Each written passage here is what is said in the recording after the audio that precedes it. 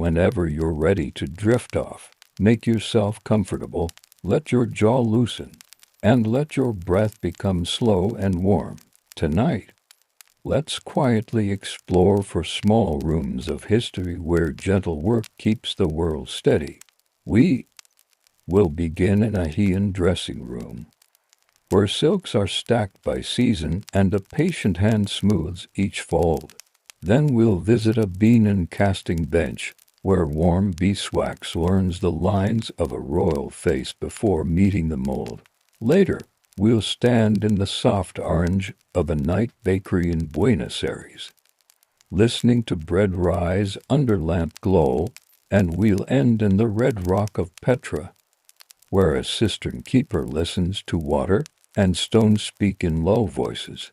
As you settle in for the night, know that the pace will be slow and sleep safe. Simple words, soft detail, nothing sudden. We'll notice small textures, the tick of a brazier, the shine of palm-warmed wax, the sigh of a brick oven, the cool hush of carved rock. If your mind feels ready, we'll open a cedar chest and watch color and cloth become a quiet landscape, one layer at a time. The room is awake before the household.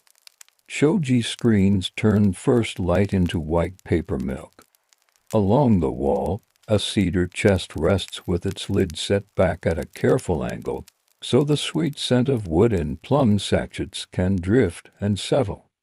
Folded silks wait in patient stacks, arranged by season, then by hue, then by the way their edges look when they meet.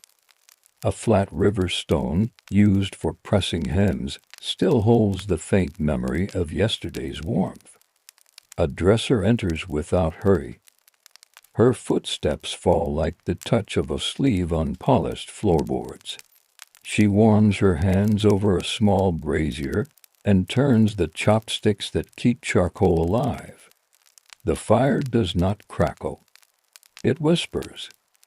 A basket holds tools, a boxwood comb with fine teeth, a thread card wound with silk cords, paper sachets of aloes wood and plum blossom, a small bowl with thin starch water, and a smooth wooden paddle for easing stubborn folds. Everything is simple. Everything knows where it lives. On the stand nearby, the first robe plain white and cool is spread like morning frost. The dresser lifts it by the shoulders and lets it breathe in the air for a long breath, then another.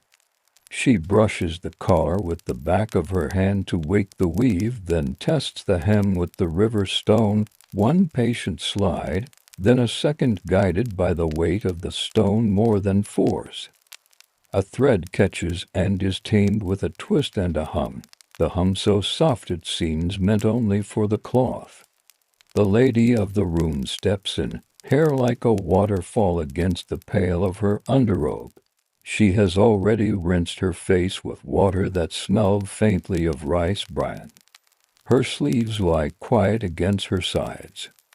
The dresser bows, and the room returns the bow as if it were furniture that remembers such motions. Tea steams in a thin cup by the window. Nobody hurries it. It does its work, filling the air with a green whisper. The underrobe is lifted and guided over shoulders, the fabric sliding along skin like a friendly river. The dresser smooths the back with both hands, pressing down and away to teach the cloth where to lie. She checks the collar line with 2 fingers placed at the nape, leaving the gap that tells the season, and they are without any need to speak of it. The sleeves are turned to show a precise width of white at the wrist. A silk cord finds the waist and rests there, not tight, only certain. Then the layers begin. In this age, color is a language. Combinations tell of month and garden and cloud. Today, the chest offers willow green for spring, soft persimmon for warmth still far away, then a thin sky blue to suggest a day that will stay cool. The dresser lays each robe out first to see how the sleeve bands will step when they align. Green, then persimmon, then sky, each edge a calm horizon. She touches the paper sachet and tucks it into the fold of the second robe, so scent can drift without crowding. The green robe is next. It comes up and over like a leaf learning a breeze. A pawn smooths the front panel from shoulder to hem in one long, even stroke that ends with a light press of the river stone near the knee. The dresser's hands check the fall at the back, a small lift here, a tiny shift there. So the train will be trained so it will flow without thought across a cedar threshold later. She steps back. She looks. She looks as if listening. The robe relaxes a fraction, its threads remembering the loom. Now persimmon. The color is quiet, more thought than fruit. It adds warmth to the stack of sleeves, one step below the green. The dresser aligns the bands at the wrist again, then breathes, then sets them by brushing her own sleeve lightly across them, a trick that uses silk to teach silk. The lady turns half an inch, and the light along the shoji turns with her.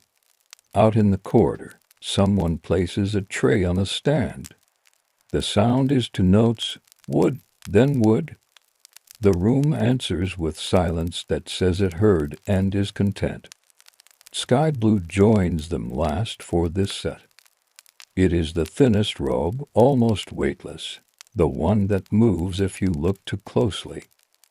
The dresser handles it with a broad, calm palm, not fingertips. Fingertips can leave small mountains. She gives the hem a sip of starch water where it tends to lift, brushing once, then fanning it with a folded paper to tell the damp where to go. The blue sits, and the bands at the wrist become a poem in 3 short lines. At the waist, a narrow, soft cord gathers everything without bite. The knot is flat and slightly off-center. It lies like a word placed lightly at the end of a sentence. The dresser checks the collar again.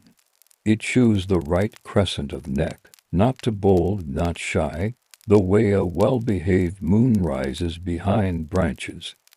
She tucks a stray hair behind the lady's ear with the back of a knuckle, a gesture that has lived in many mornings. On a side stand, small shells hold colors ground with egg for painting, fans and slips of paper, but they are only visiting this story today. A bamboo rod rests across 2 hooks, waiting to carry garments yet to be chosen. The air smells of cedar, weak tea and the faint sweetness of the sachets.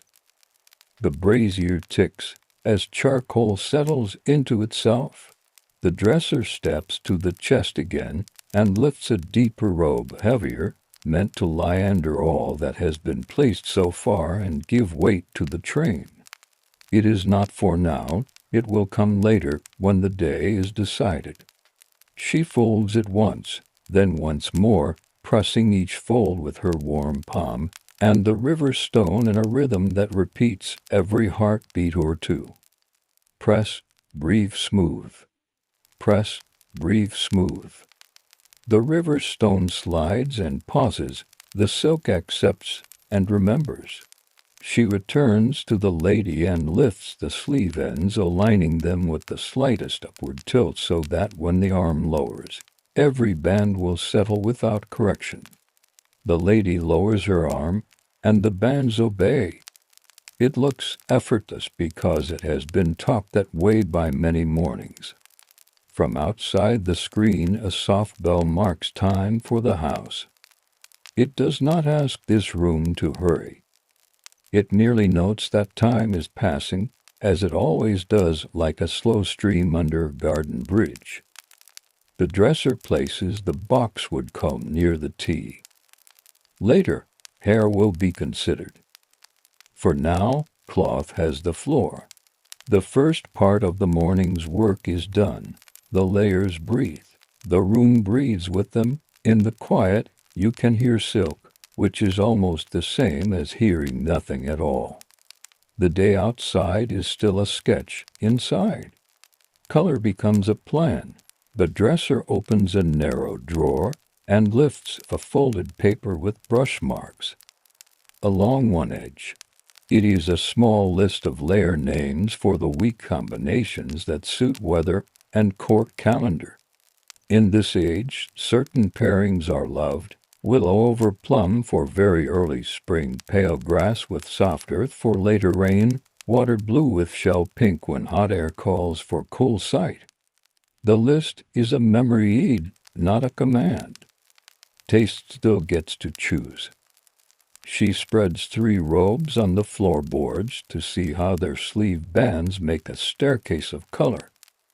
She tilts one a finger's width and watches the lines change mood. She swaps the order and returns it. The work is slow on purpose. The slowness keeps the hands calm and the eye sure. A paper sachet, creased in neat halves, releases a whisper of resin and plum blossom. The scent sits in the air and never pushes. To guard the layers from shifting, the dresser reaches for a soft belt of plain silk, hardly thicker than ribbon. She smooths it across her forearm first, so it will not twist, then lays it at the waist, and ties a flat knot that can be undone without tugging. The knot lies quiet under later cords. She slides a heel of her hand along the tie to settle it. The lady lifts her chin the smallest amount, and the collar falls in a line that looks drawn with a brush. On a bamboo pole, sleeves from earlier seasons hang by their cuffs to rest. The fabric remembers folds the way paper remembers a crease, but silk can be talked out of habits. The dresser takes a padded sleeve board from the chest, light wood covered in smooth cloth, and slips it inside the outer sleeve of the top layer. With 2 flat palms, she presses the sleeve bone to wood in a slow pass from shoulder to cuff, then draws the board out as smoothly as a breath. The sleeve lies flatter, and the bands red like soft steps of color down the arm. She checks the train again. The long back panel is a character in the room. It needs teaching each day. The dresser crouches and cups the edge, guiding the cloth into a soft curve that will slide rather than catch. In houses of this rank, thresholds are polished, and the train's first duty is to be polite when it crosses. A tiny wisp of starch water meets the inner hem where the fabric tends to turn under itself. She brushes the damp in a fan shape so it dries without leaving a line. If this seems fussy, it is. Fussy keeps the morning from arguing with the afternoon. The lady sits, then stands, then turns a hand's width through the left, practicing how the layers answer motion. Silk is not heavy like wool, but a stack of it has weight. Court dressing this period could hold many robes, sometimes a dozen, sometimes less, chosen for color more than count. What looks like excess to modernize was a kind of writing. The message changed with month and event. Even a doorway could read it. The dresser fetches a light underpadding for the shoulders, a narrow crescent of cotton that will lift the collar line and keep heat from collecting. It was stitched in quiet hours, the stitches tiny enough to hide in the padding itself. She tucks it under the first robe and settles it with 2 gentle taps. These small supports are the kind I never notices, yet they make the whole picture rest easy. At the comb stand, a fine boxwood comb lies teeth up beside a single hairpin. Hair in this age is grown long and let to fall as one smooth sheet. It is combed more than it is fixed. The dresser takes a bit of camellia oil, warms it between palms, and touches only the lower length, nowhere near the scalp. The comb moves like a slow river, and the hair answers by shining rather than moving. A few strands cling to the cone's teeth and are collected in a folded paper to burn later with the day's charcoal, another routine that keeps small things from becoming clutter. A light court cloak waits folded like a quiet cloud. It is not needed for the early hour, but the dresser lays it across a lacquer stand to give it time to smooth. The stand's top bar is wrapped in soft paper to keep from marking the cloth.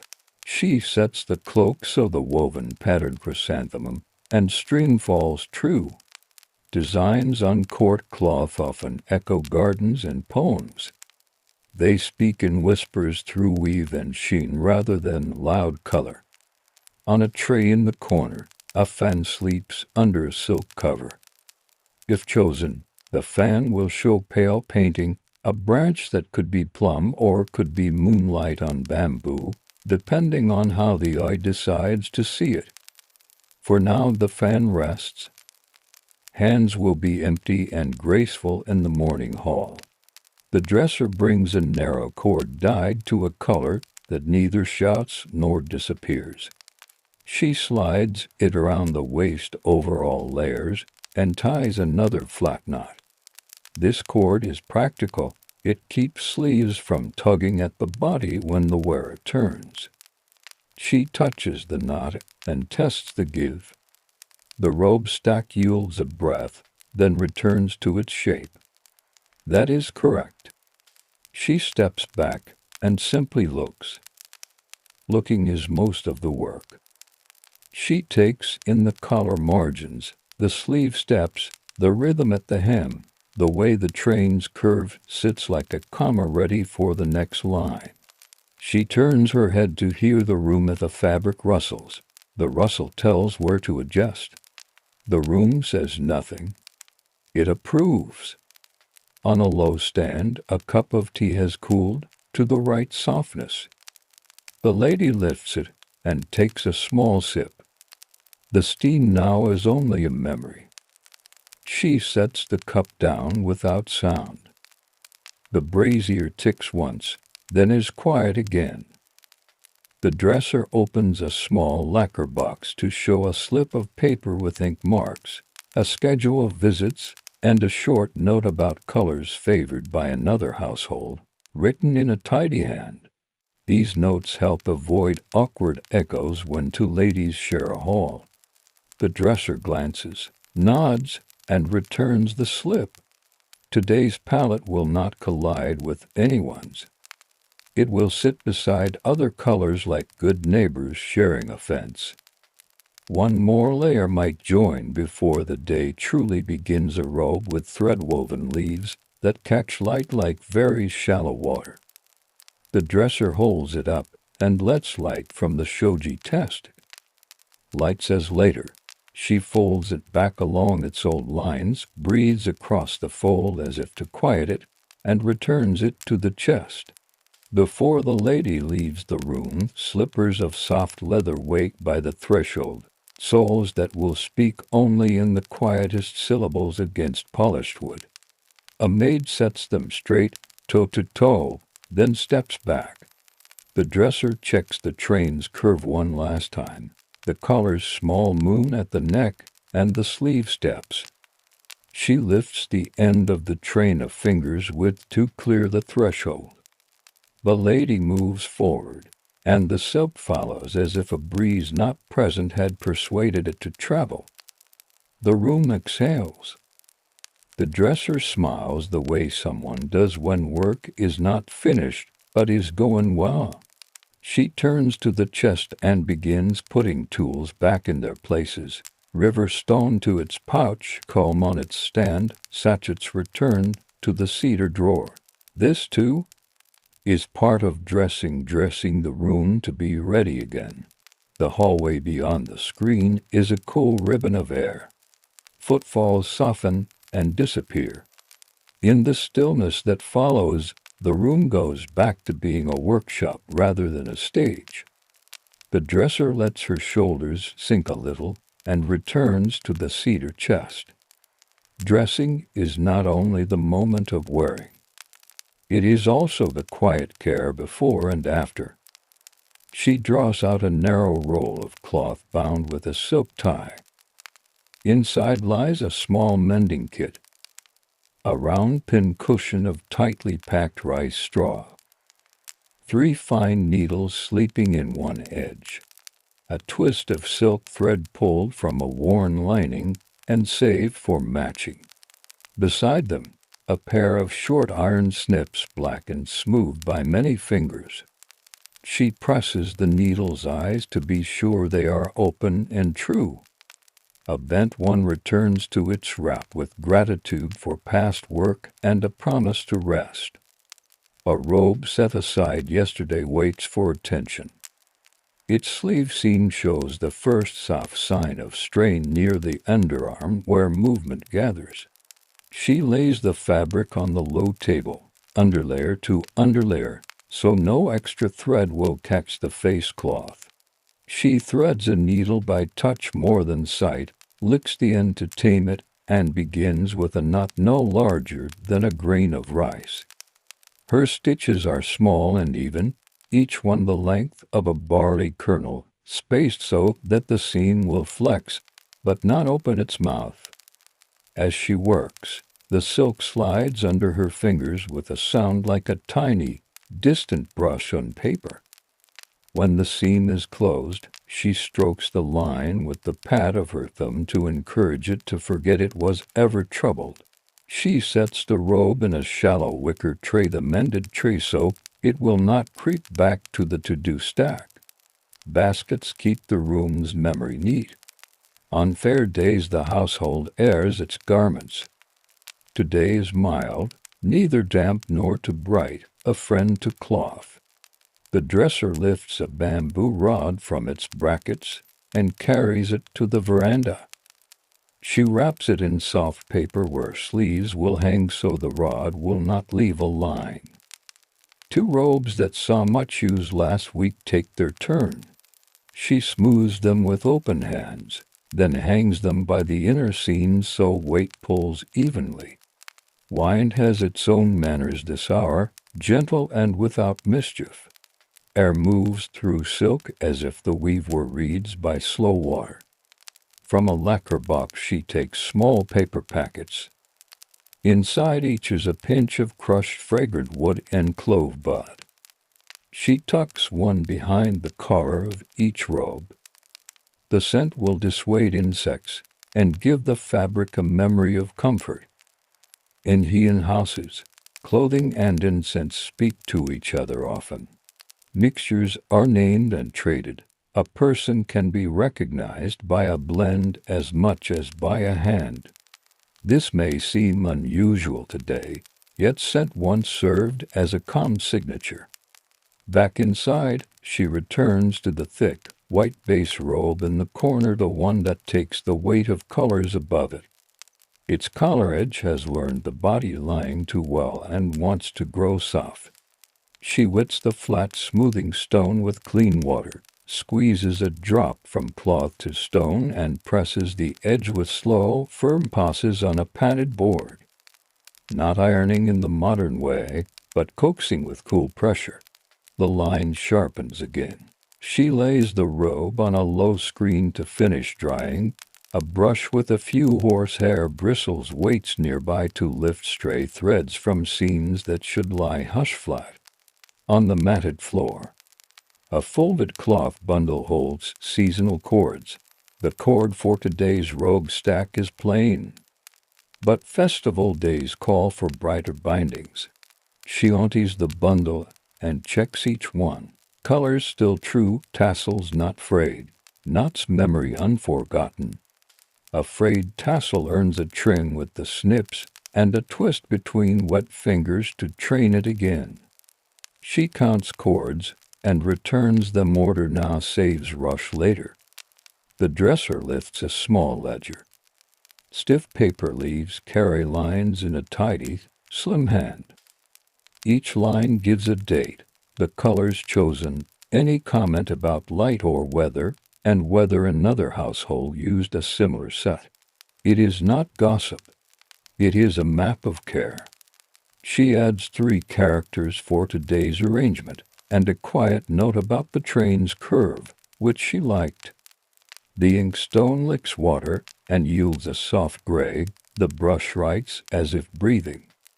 A servant arrives with a shallow tray.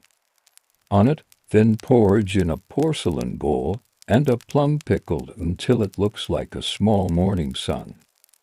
The dresser bows thanks, eats a few calm mouthfuls, and leaves most. The work is light, and light work eats lightly. She takes a sip of tea instead, then sets bowl and cup aside on the tray for a turn.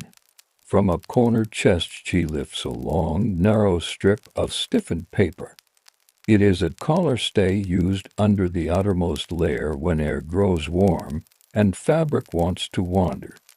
The stay keeps collar lines from slouching, preserving the little moon of skin at the nape. For now it is not needed, but she checks it all the same. The paper remembers its arc, and the silk wrapping around it is clean. Back it goes, wrapped and bound with a string of hemp. A packet of tiny papers sits beside the collar stays. Each paper holds a few threads snipped from garments long worn out. The shades are named in ink along the margins: willow mist, river stone, plum shadow. Dyers in the city can read these names and answer with new cloth close enough to sit beside old without quarrel. The dresser fans the packet, finds the swatch that matches a lining grown thin, and sets it with the mending kit for the next errand to market. She returns to the veranda and lifts the aired robes. Before they re-enter the chest, she fans them gently with a paper fan to usher out any wanderers invisible to the eye. She folds the garments along remembered lines, smoothing each layer in slow arcs. Folding here is not only geometry. It is a kind of sealing, storing quiet into the cloth so it will give quiet back tomorrow. In one corner of the room a short, padded pole stands waist high. It is for training sleeves that have decided to curl. She slides a sleeve over it and gently wraps a soft band around to persuade the curve back into kindness. She leaves it a little while, then unbinds. The sleeve falls in a soft plane that seems pleased with itself. A young attendant slips in to collect ash from the brazier. Ash keeps insects out of certain drawers and sweetens starch water in a way cooks swear by. The dresser tips the brazier and watches the gray heap pour into a clay jar. The jar's mouth is wide enough for a steady and messy stream. A flat wooden lid pats the top. The attendant bows thanks and ghosts away, feet silent in socks. Light behind the shuji shifts from blue to pearl. Somewhere across the compound a single koto string is touched and then left alone, as if someone wanted to be sure it had not forgotten its pitch. The sound hardly counts as music.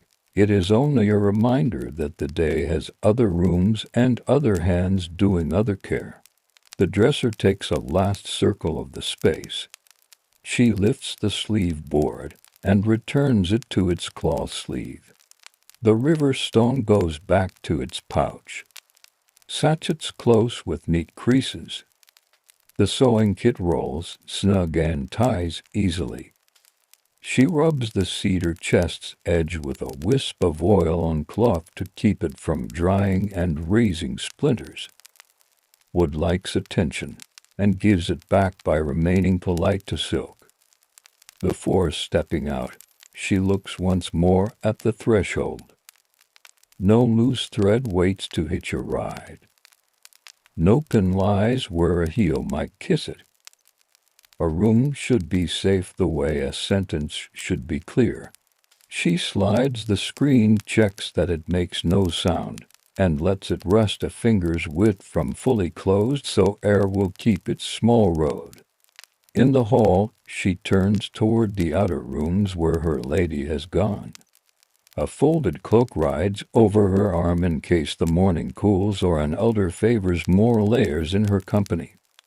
Under the cloak, a fan sleeps in its sheath, a pale shape ready for a polite gesture. Along the corridor, the smell of ink and sandalwood keeps company with a thread of barley steam from the kitchens. The house stretches and does not yawn. Another set of sleeves will want teaching after the first audience. The dresser's steps are steady and without hurry. The day has length enough for careful hands. The corridor opens onto a long room softened by reed blinds. Light from the garden filters through. Then in calm stripes, the sort of light that does not insist on being noticed. The lady sits at a low writing table with a brush laid sideways to keep its hairs relaxed. Her sleeves, taught earlier to fall like quiet water, have remembered their lesson. Only the train needs a little guidance where it makes a slow hiller on her knees. The dresser kneels behind her and, with the backs of her fingers, ushers the train into a better curve. Backs of fingers are gentler than palms, leaving less press on silk. She turns the outer collar of fingers' width toward evenness. A garment does not argue. When it is handled this way, it simply agrees. On the table, a small porcelain dish holds stick ink shaved earlier into thin curls, and a water dropper waits with a crane painted on its belly.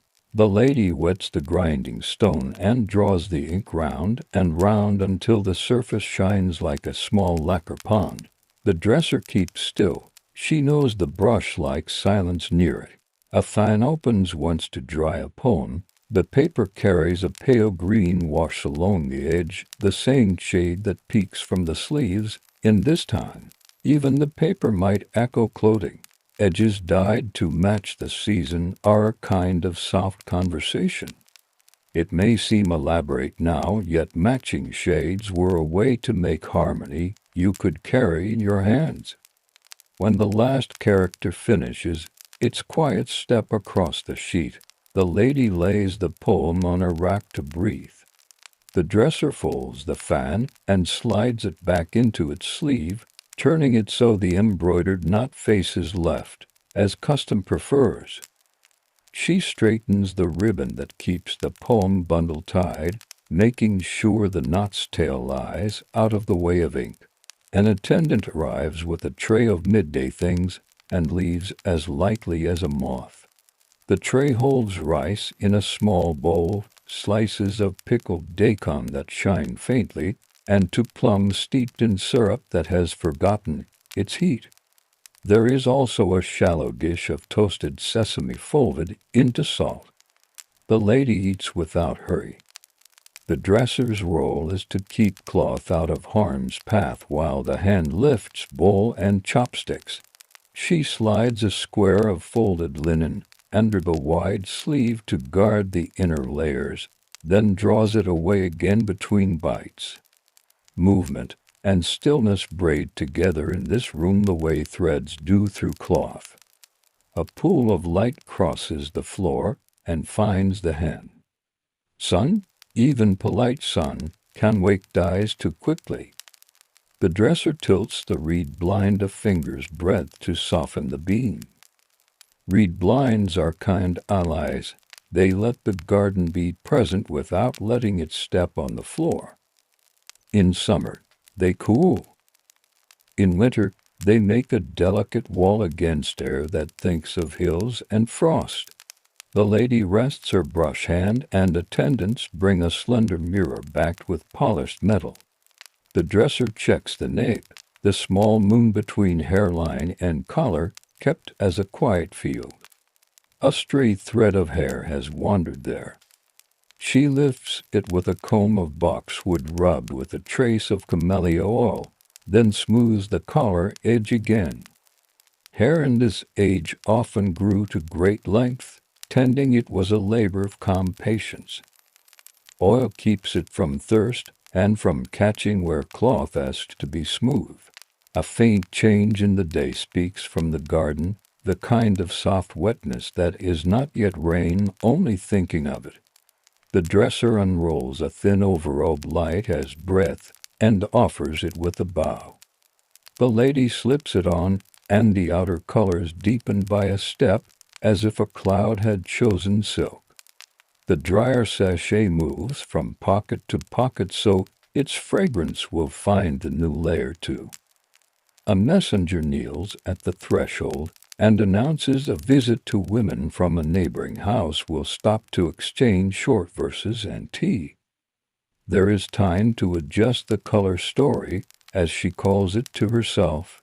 The dresser opens a small basket of cords, each wrapped and labeled. She chooses one with a muted persimmon thread winding through willow green. It will speak of late spring leaning toward summer, just as the garden does, and it will show kindly against the current stack. She replaces the plain cord with this one, sliding the knot flat and tucking the ends so they lie like two quiet brush strokes. Visitors arrive with sleeves like different weather.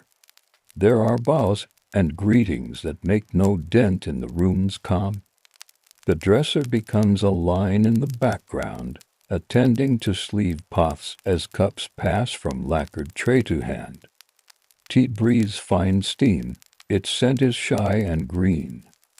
A sweet shaped like a camellia petal rests on paper.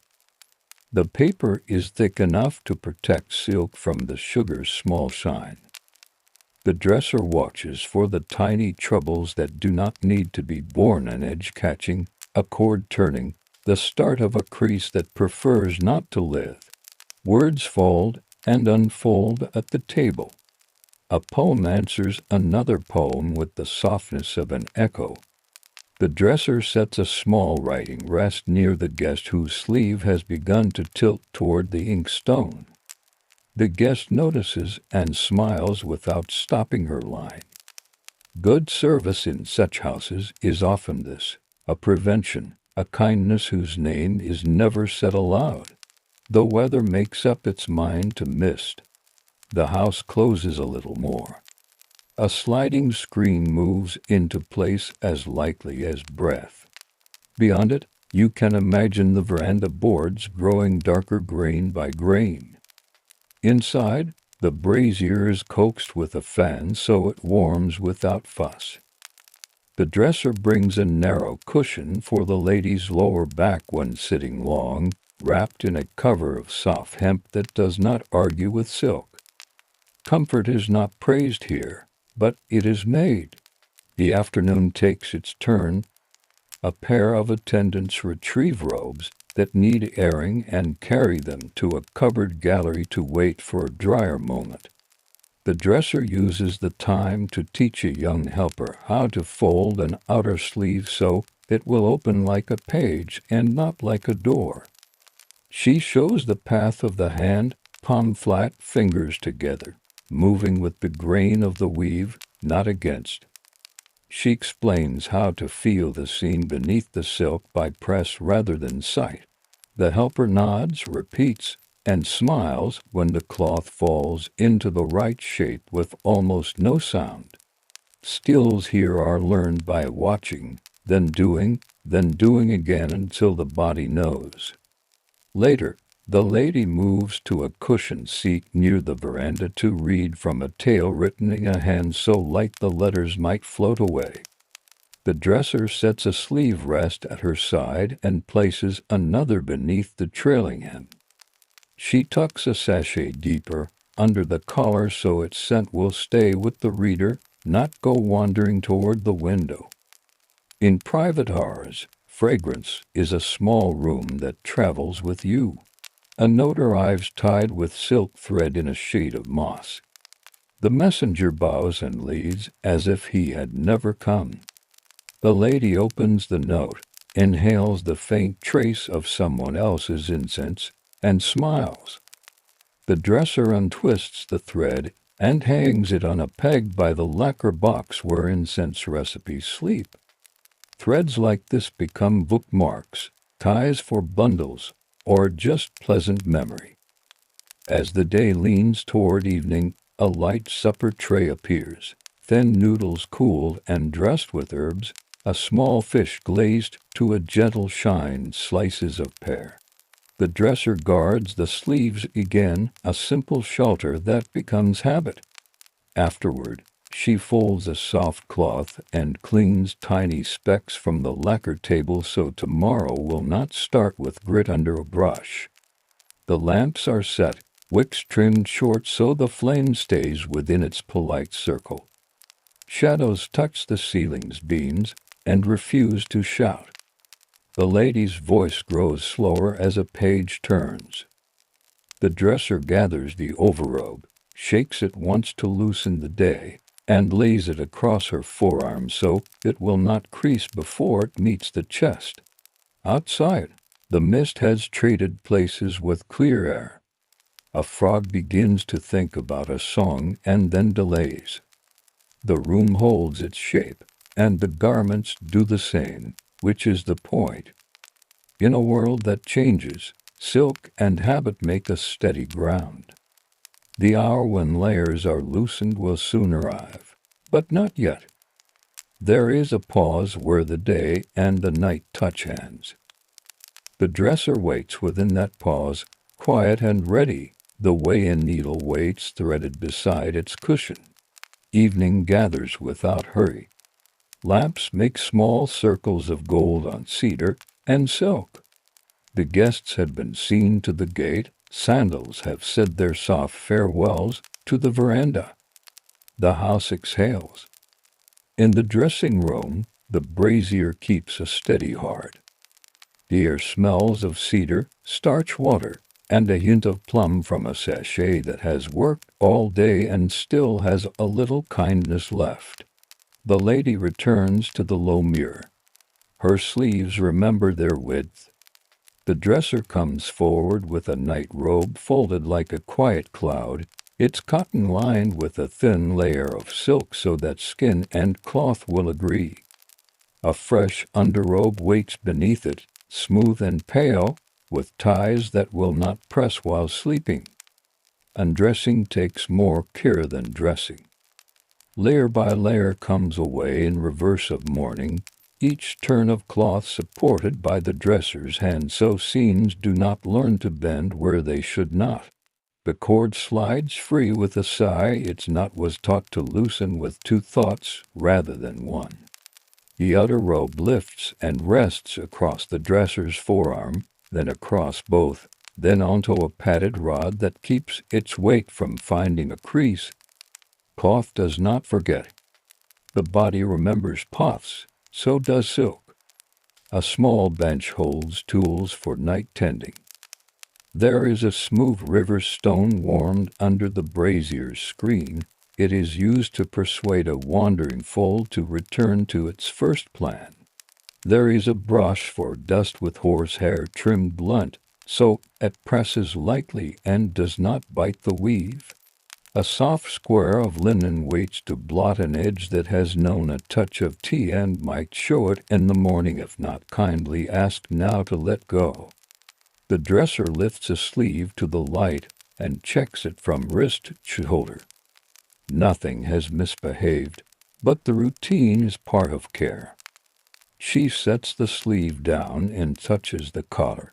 A thread near the top stitch has found the courage to stand up. She threads a fine needle with silk the color of rain and seats the thread in her palm to warm it. The mend is to breath swallowing. In this time, mending is not shame, it is respect. Silk earns repair by serving, and service earns return. She smooths the train that has spent the day earning its curve. She places the warm stone inside a fold and holds it there with both hands, still as a resting bird, so the heat will carry wisdom into the cloth. The stone's weight is not much, the patience is the true instrument. Later, she slides the stone aside, and the fold lies as if it chose to be so. The lady sits in a lighter robe now, her hair unbound like a slow river. The dresser loosens its weight with a comb rubbed in a breath of camellia oil. Combing is long and unhurried. The teeth move from ends to roots so the strands will not protest. Oil is modest, barely there enough to keep the river from becoming two. A ribbon gathers the hair near the nape and lets the rest fall. The ribbon's knot remembers to lie flat so that the next skin will not memorize it come morning. The room's chest stands open, cedar polished to a tender shine. Inside are shelves and shallow boxes. Each box holds one layer, wrapped in paper whose fibers show tiny threads when held to the light. The dresser lines the box with a fresh sheet and lays the robe down like a sleeping thing. She folds sleeves in thirds, body in halves, collar as it prefers, never forcing. Between layers she places a small paper pouch of ground cedar and clove. Fragrance here is a companion, not a shout. In this culture, a person's scent could be as identifying as a handwriting. What's remembered is gentleness, not strength. A lacquer tablet rests on a stand near the chest. On it the dresser records the day's color story with a reed pen and thin ink, willow over persimmon, sky at the base, cord of moss, and persimmon thread. She notes the weather and the hour when mist stood at the veranda. Such ledgers are not commanded by rule. They are practical memory. A future morning can look back and choose harmony without guesswork. On a side shelf lives a rolled strip of dyed silk marked with tiny stitches that name the seasons. She takes it out and compares it to the robes ready for tomorrow. We are turning toward a warmer week. That means less starch at the collar, lighter underrobe, sachet with plum leaf rather than a losewood. Small decisions carry large comfort. It may seem precise today, but precision is a kind form of care when garments are many and weather speaks in half steps. A young helper enters and kneels. The dresser shows her a fold called river over bank, useful for keeping long sleeves tame when stacked. She places the helper's hands on the cloth and guides the motion. Lift with fingers closed together, not spread, place, then withdraw the hand the way a brush leaves paper, without pulling. The helper tries. The fold settles. They share a quiet nod that is almost a bow. Next comes the airing. The veranda is cool now, the mist gone. The dresser sets a screen frame near the open shuji, where fresh air can pass, but night insects will not call themselves invited. She spreads two inner robes over the frame with a span between them so air can walk its path. Garments that sat closest to the skin get the first breath. While they air, she wipes the cedar chest's lip with a cloth barely damp with sake to lift any resting dust. Cedar answers with a deeper scent. Incense is prepared for the room's sleep. Not for show, only to make the air a kinder place for cloth and mind. A pinch of aloes wood is placed in a small mica cup on a bed of ash warmed from the brazier. It does not flame. It becomes itself, and no more.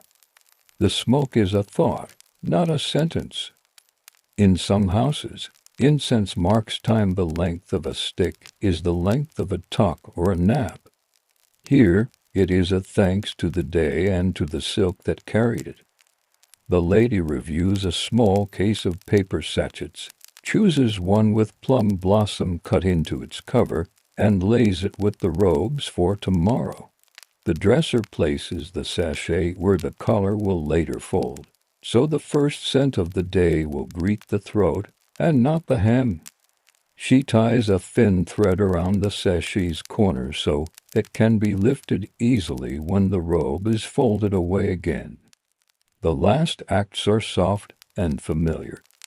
The airing frame gives back its robes. They are folded with lighter hands, as though folding air. The chest closes. A strip of silk ties its handles with a bow that can be opened by touch in dim light. The tools are returned to their tray: brush, stone, needle case, sachet tin, cloth weights, and little chalk for counting stitches. The ledger is closed and its string wrapped around twice, then once more for luck talk by habit. The lamp's wick is trimmed to a modest length. A final sweep of the floor lifts the day's fine dust: a few threads of silk, a petal crumb from a sweet, a single hair too slight to notice until the brush gathers it. The room becomes plain again, ready to imagine morning. Beyond the screens, the garden shows its black-green self. A night bird says 3 notes, and then keeps them for later. The lady lies down with her hair arranged so it will not learn a tangle in sleep. The night robe accepts a fold at the hip and none at the shoulder. The dresser draws a coverlet up and smooths it once with the side of her hand. The air is cool and good.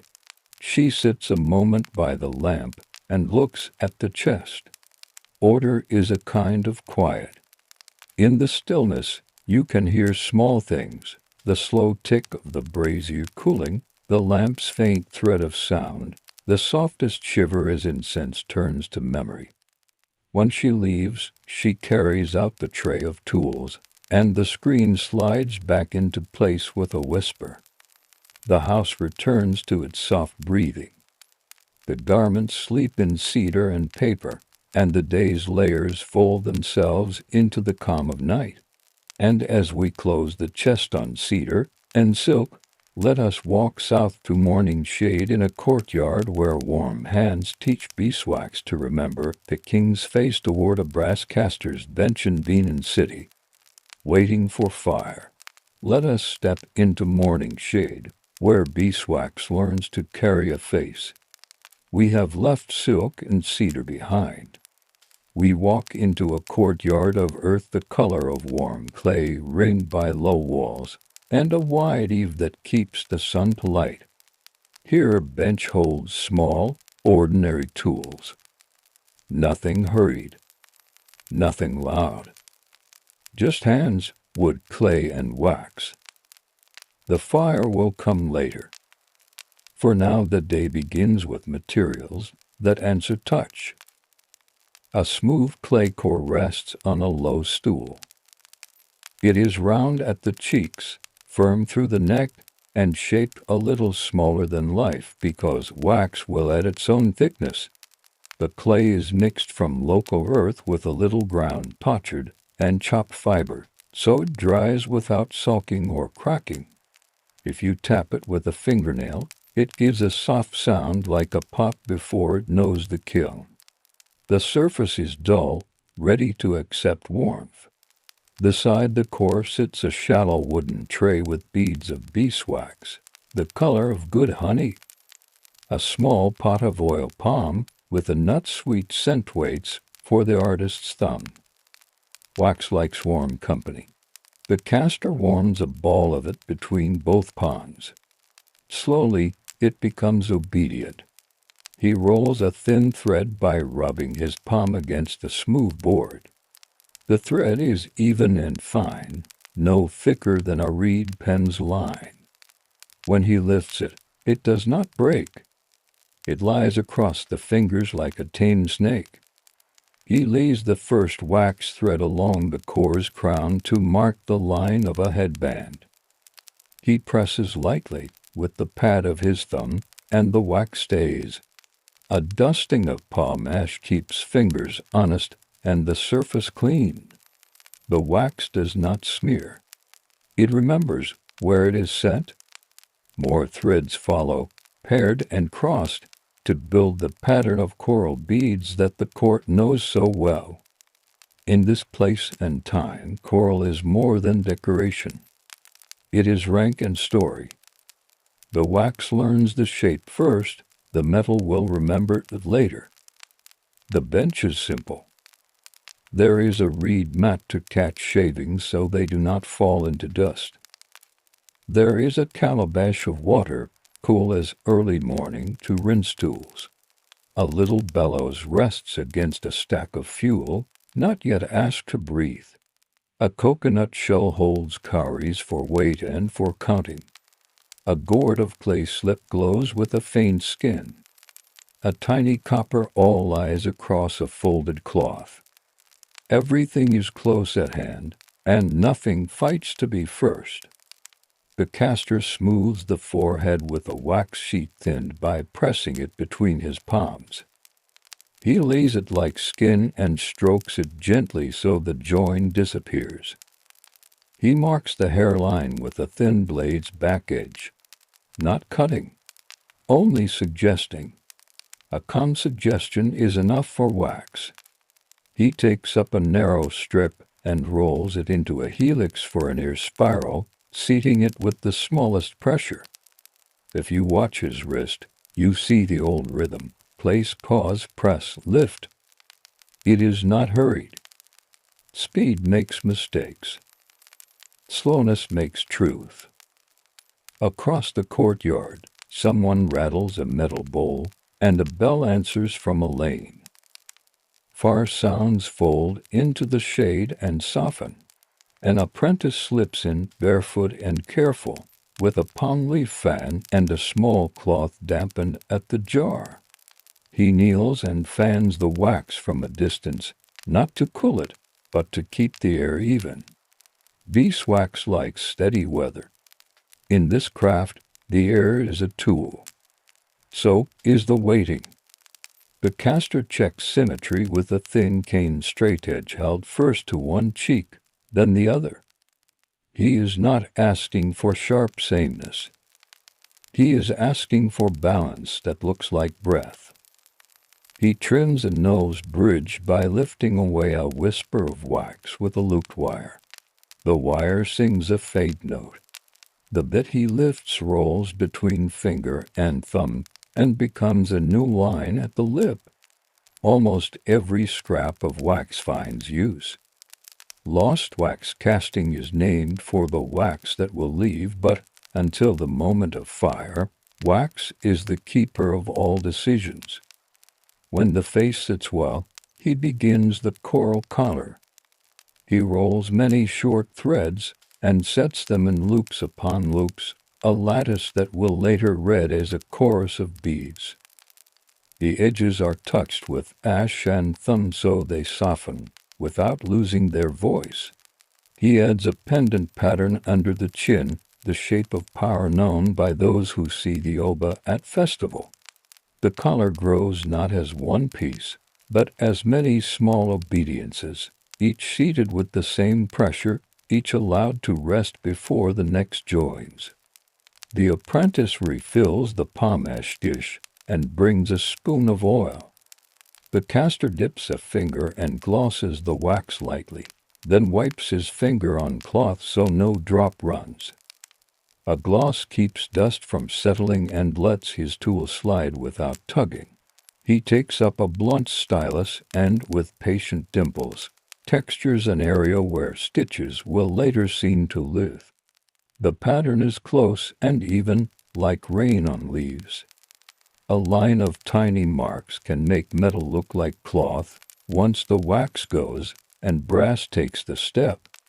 There is a small pause for tea in a calabash cup. The caster does not set it near the work. Heat and steam are friends when you ask them. They are mischief when they arrive uninvited. He drinks and considers the profile.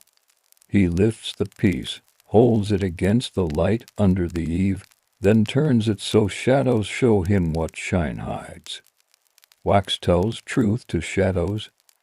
A side table holds reference charms, and memory sticks little wax tablets with bead sequences impressed from earlier works. He touches one, then returns to the collar and adds the next run of loops. He leaves a tiny break on the right side where time might be. This is not a mistake. It is a nod to how things are worn. Craft records custom. The future, I will trust the piece because It remembers how fabric behaves.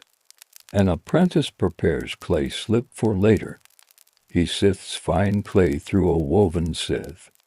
He mixes it with water and a breath of ash and a whisper of ground potsherd, then stirs until it pours like thin cream. He tests a drop on his wrist, too cold. He warms the bowl near the edge of the hearth where embers sleep from last night and tries again. Now it is warm as a body. Later, this will be painted over wax to begin the mold. Warm slip does not shock wax. Cold slip can make it sulk. The caster now turns to tiny features. He rolls the thinnest threads yet and lays them for eyelids. He lifts the inner corner with the point of a pin so the eye will seem alive when metal comes. He makes no pupil. This will be chased after casting with a little punch that will catch the light. In this stage, he is building the landscape on which later tools will walk. Wax is the land, chiseled marks will be the roads. He sets a knotted band across the brow. Each knot is a quiet twist of two threads. He tucks their ends under with the tip of a carved stick. The stick is old, burnished by years of hands. It knows the weight of pressure needed to persuade wax without bruising it. He smiles a little, not at pride, but at familiarity. It is the smile of a craftsman who recognizes one more line made true. From time to time he consults a small cowrie heap. 10 shells moved from one cup to another mark steps done, forehead, eyes, nose, mouth, color rows 1 through 4. Cowries here are both currency and counting. He slides another across. 5 rows done. The collar is nearly complete. Before the part ends, he attends to the back of the head. He lays a smooth plate of wax and scores it in a fine crisscross, then presses small coil patterns so a headdress will read as woven strands. He shapes 2 side panels to suggest hanging coral ropes. He bridges them with a gentle bar that will later rest against the temple.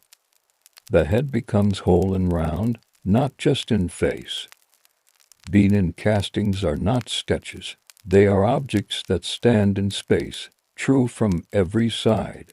The morning has lengthened. The wax has accepted its story without complaint. The clay core is hidden now, dressed in a skin that looks like music and rank, soft and sure. The fire still sleeps, but the idea is awake. Soon, channels will be planned so metal can find every hollow, gates for flow, vents for breath, a small forest that will exist only long enough to do its kind work. For today's first hour, we have met the wax and watched it learn a face. The face now rests, wax smooth and sure over the clay heart. Shade has shifted a finger's width across the courtyard floor. The day stays mild. A palm frond stirs once, and then decides against more news. This is a good hour to plan the paths the metal will one day walk. The caster sets the model on a padded ring-plated fiber that cradles without bruising.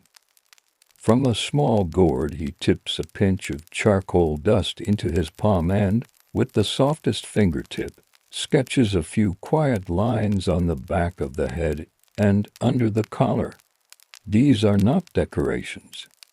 They are reminders where runners must go, where air will want to hide, where the pore should begin, and where the last breath must escape. In casting, hot metal prefers gentleness and clarity. It needs a road in. It needs ways out. The wax learns those roads first. He rolls a stutter wax rod, thicker than the threads that drew hair and beads, and warms its end over a shy ember until it is obedient.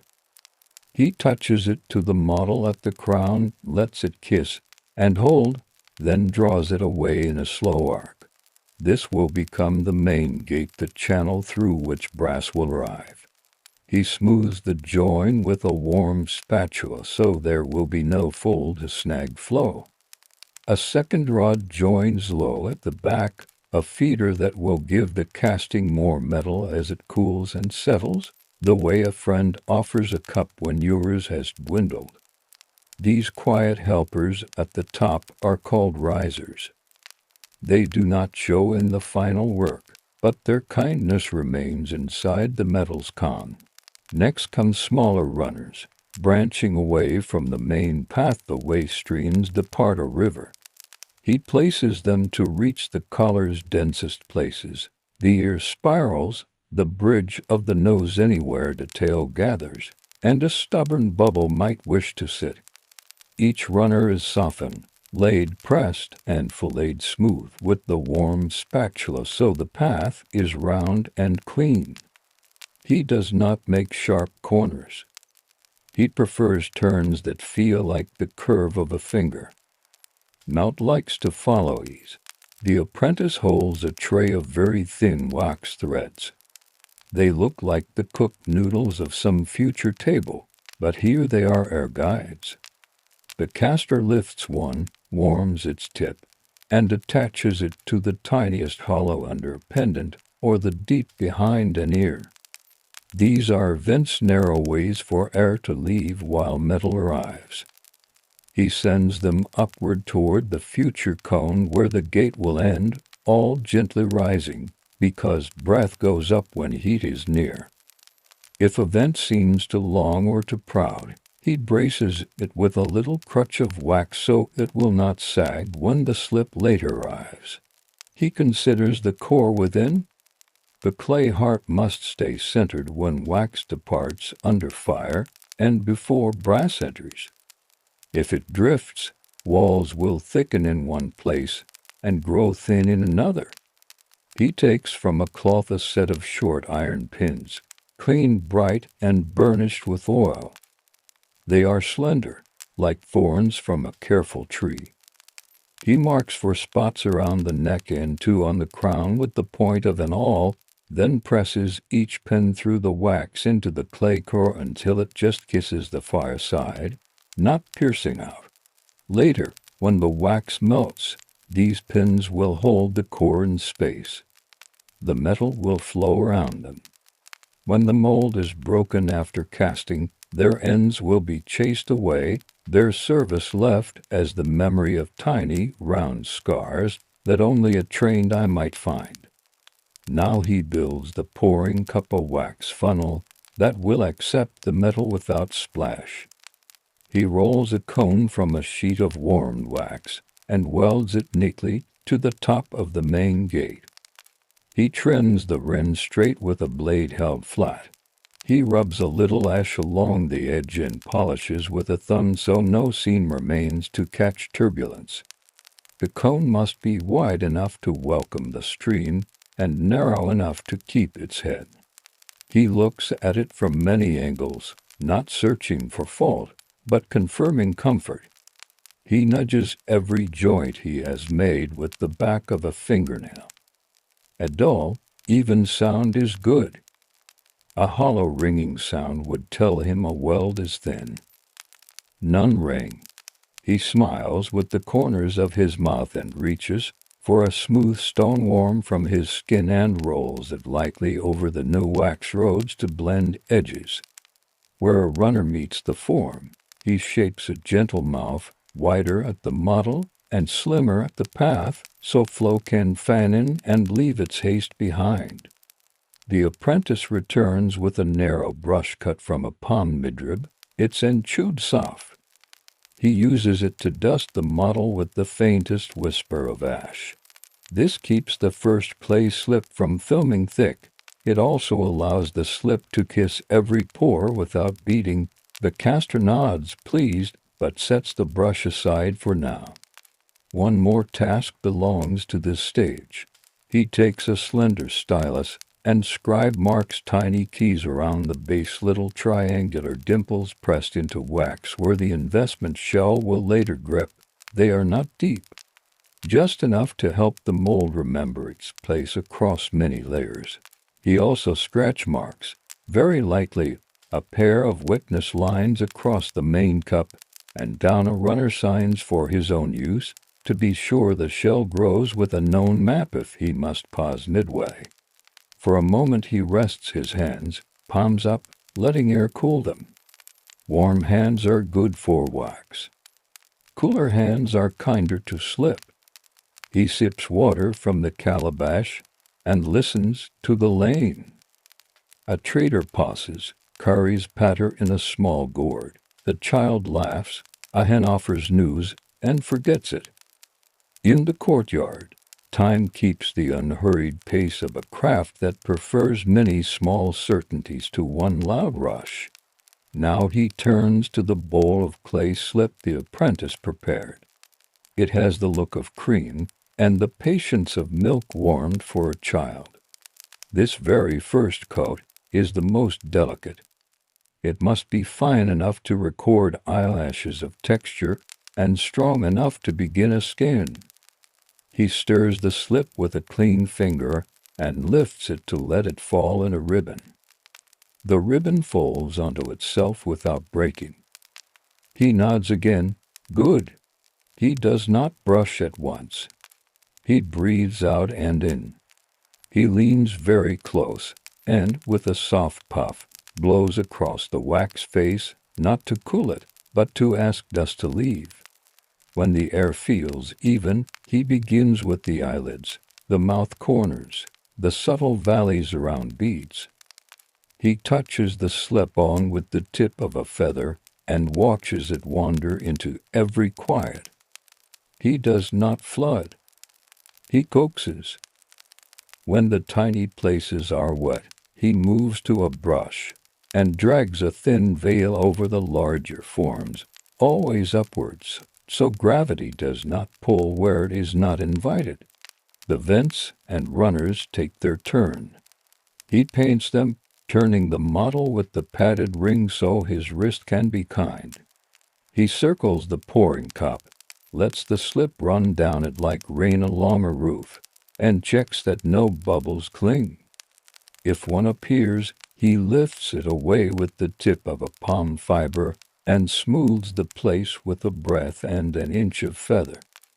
The whole becomes matte as the slip begins to set. The wax beneath seems to relax, glad to carry a new skin. He waits. A short wait at this stage is not empty. It is listening. The thin coat shifts from shine to a soft, steamed look. He tests it with a knuckle-nose stick. Good. This is the time for a second veil of the same fine slip, a little fuller now, again rising along faces and neck, across the paths around the cup. He avoids heavy strokes near the most delicate textures so those will cast with clarity later. As the second skin settles, he sprinkles a pinch of very fine grog tiny fired clay sand over broad areas. It grips the surface like snow on a quiet path. This gives the next, slightly coarser layer a good place to sit. He does not rush into that layer yet. The first coats deserve their own now.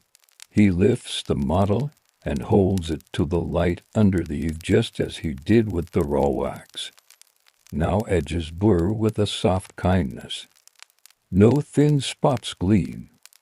The vents still rise, the cup stands true, the runners keep their arcs. The piece looks as if a pale mist has settled and chosen to stay. Across the courtyard, the hearth is coaxed awake.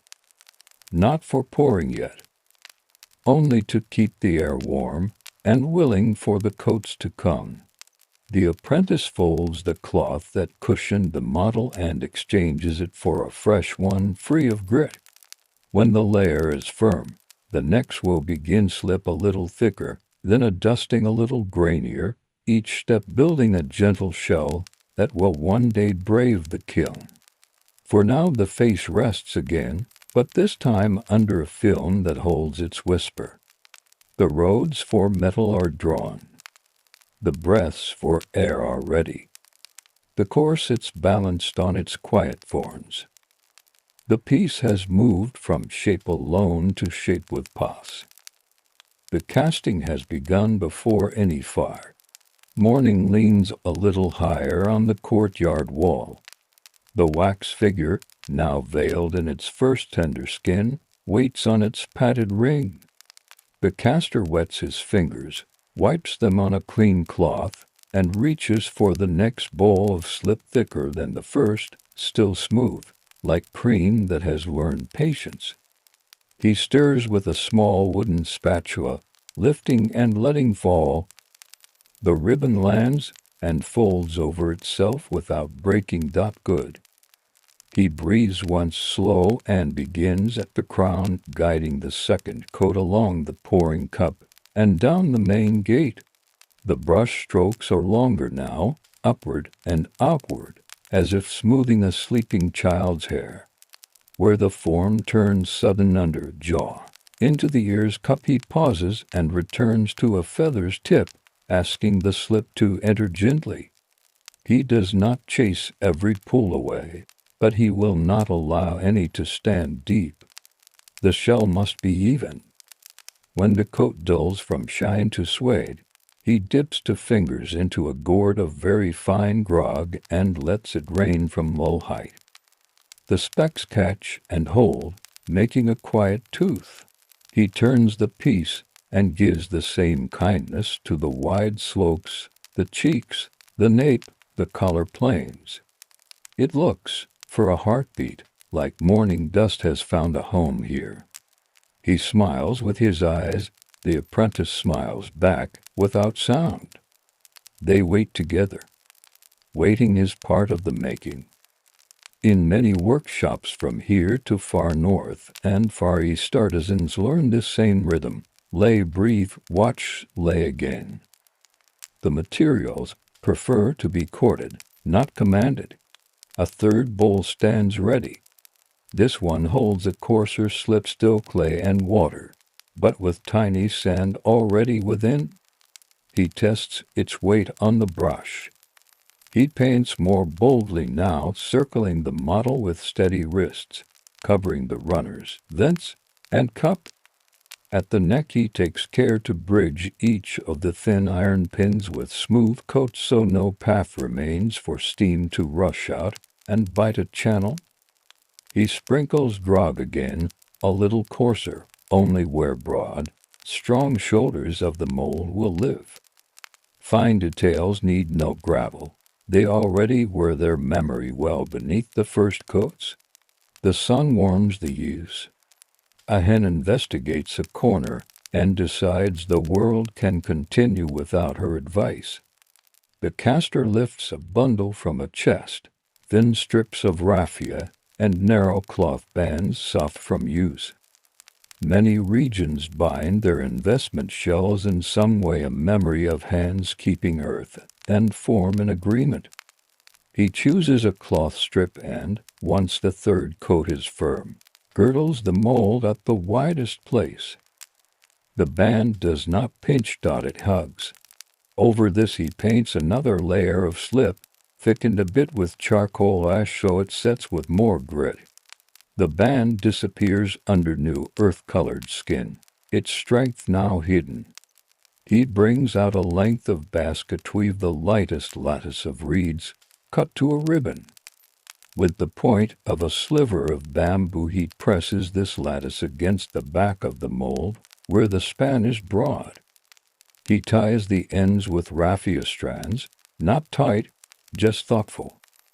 A slurry coat follows, thicker again, burying the lattice into the shell.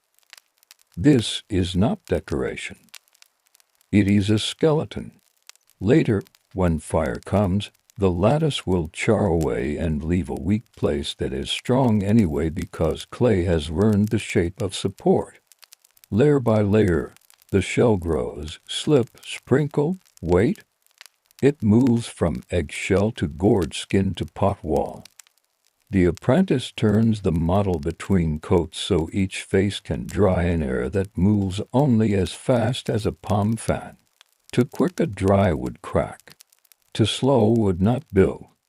A small rack, woven for this purpose, lets the cup rest without flattening.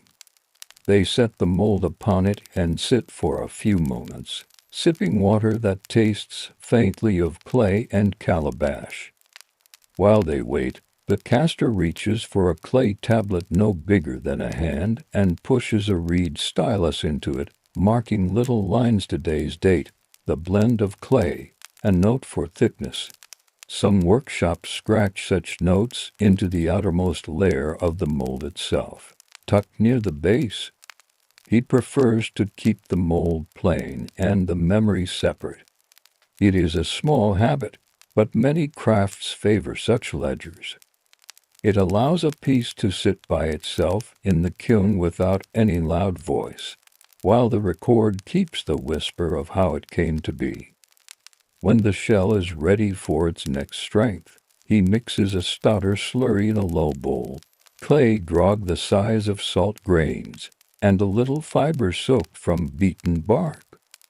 The fiber is not to be seen later. It will burn before the pour. For now it gives the wet clay a habit of clinging, like hands that know where to hold. He coats the broad slopes and builds fillets where the cup meets the crown and where runners meet the body, those soft triangles that help force fine gentleness.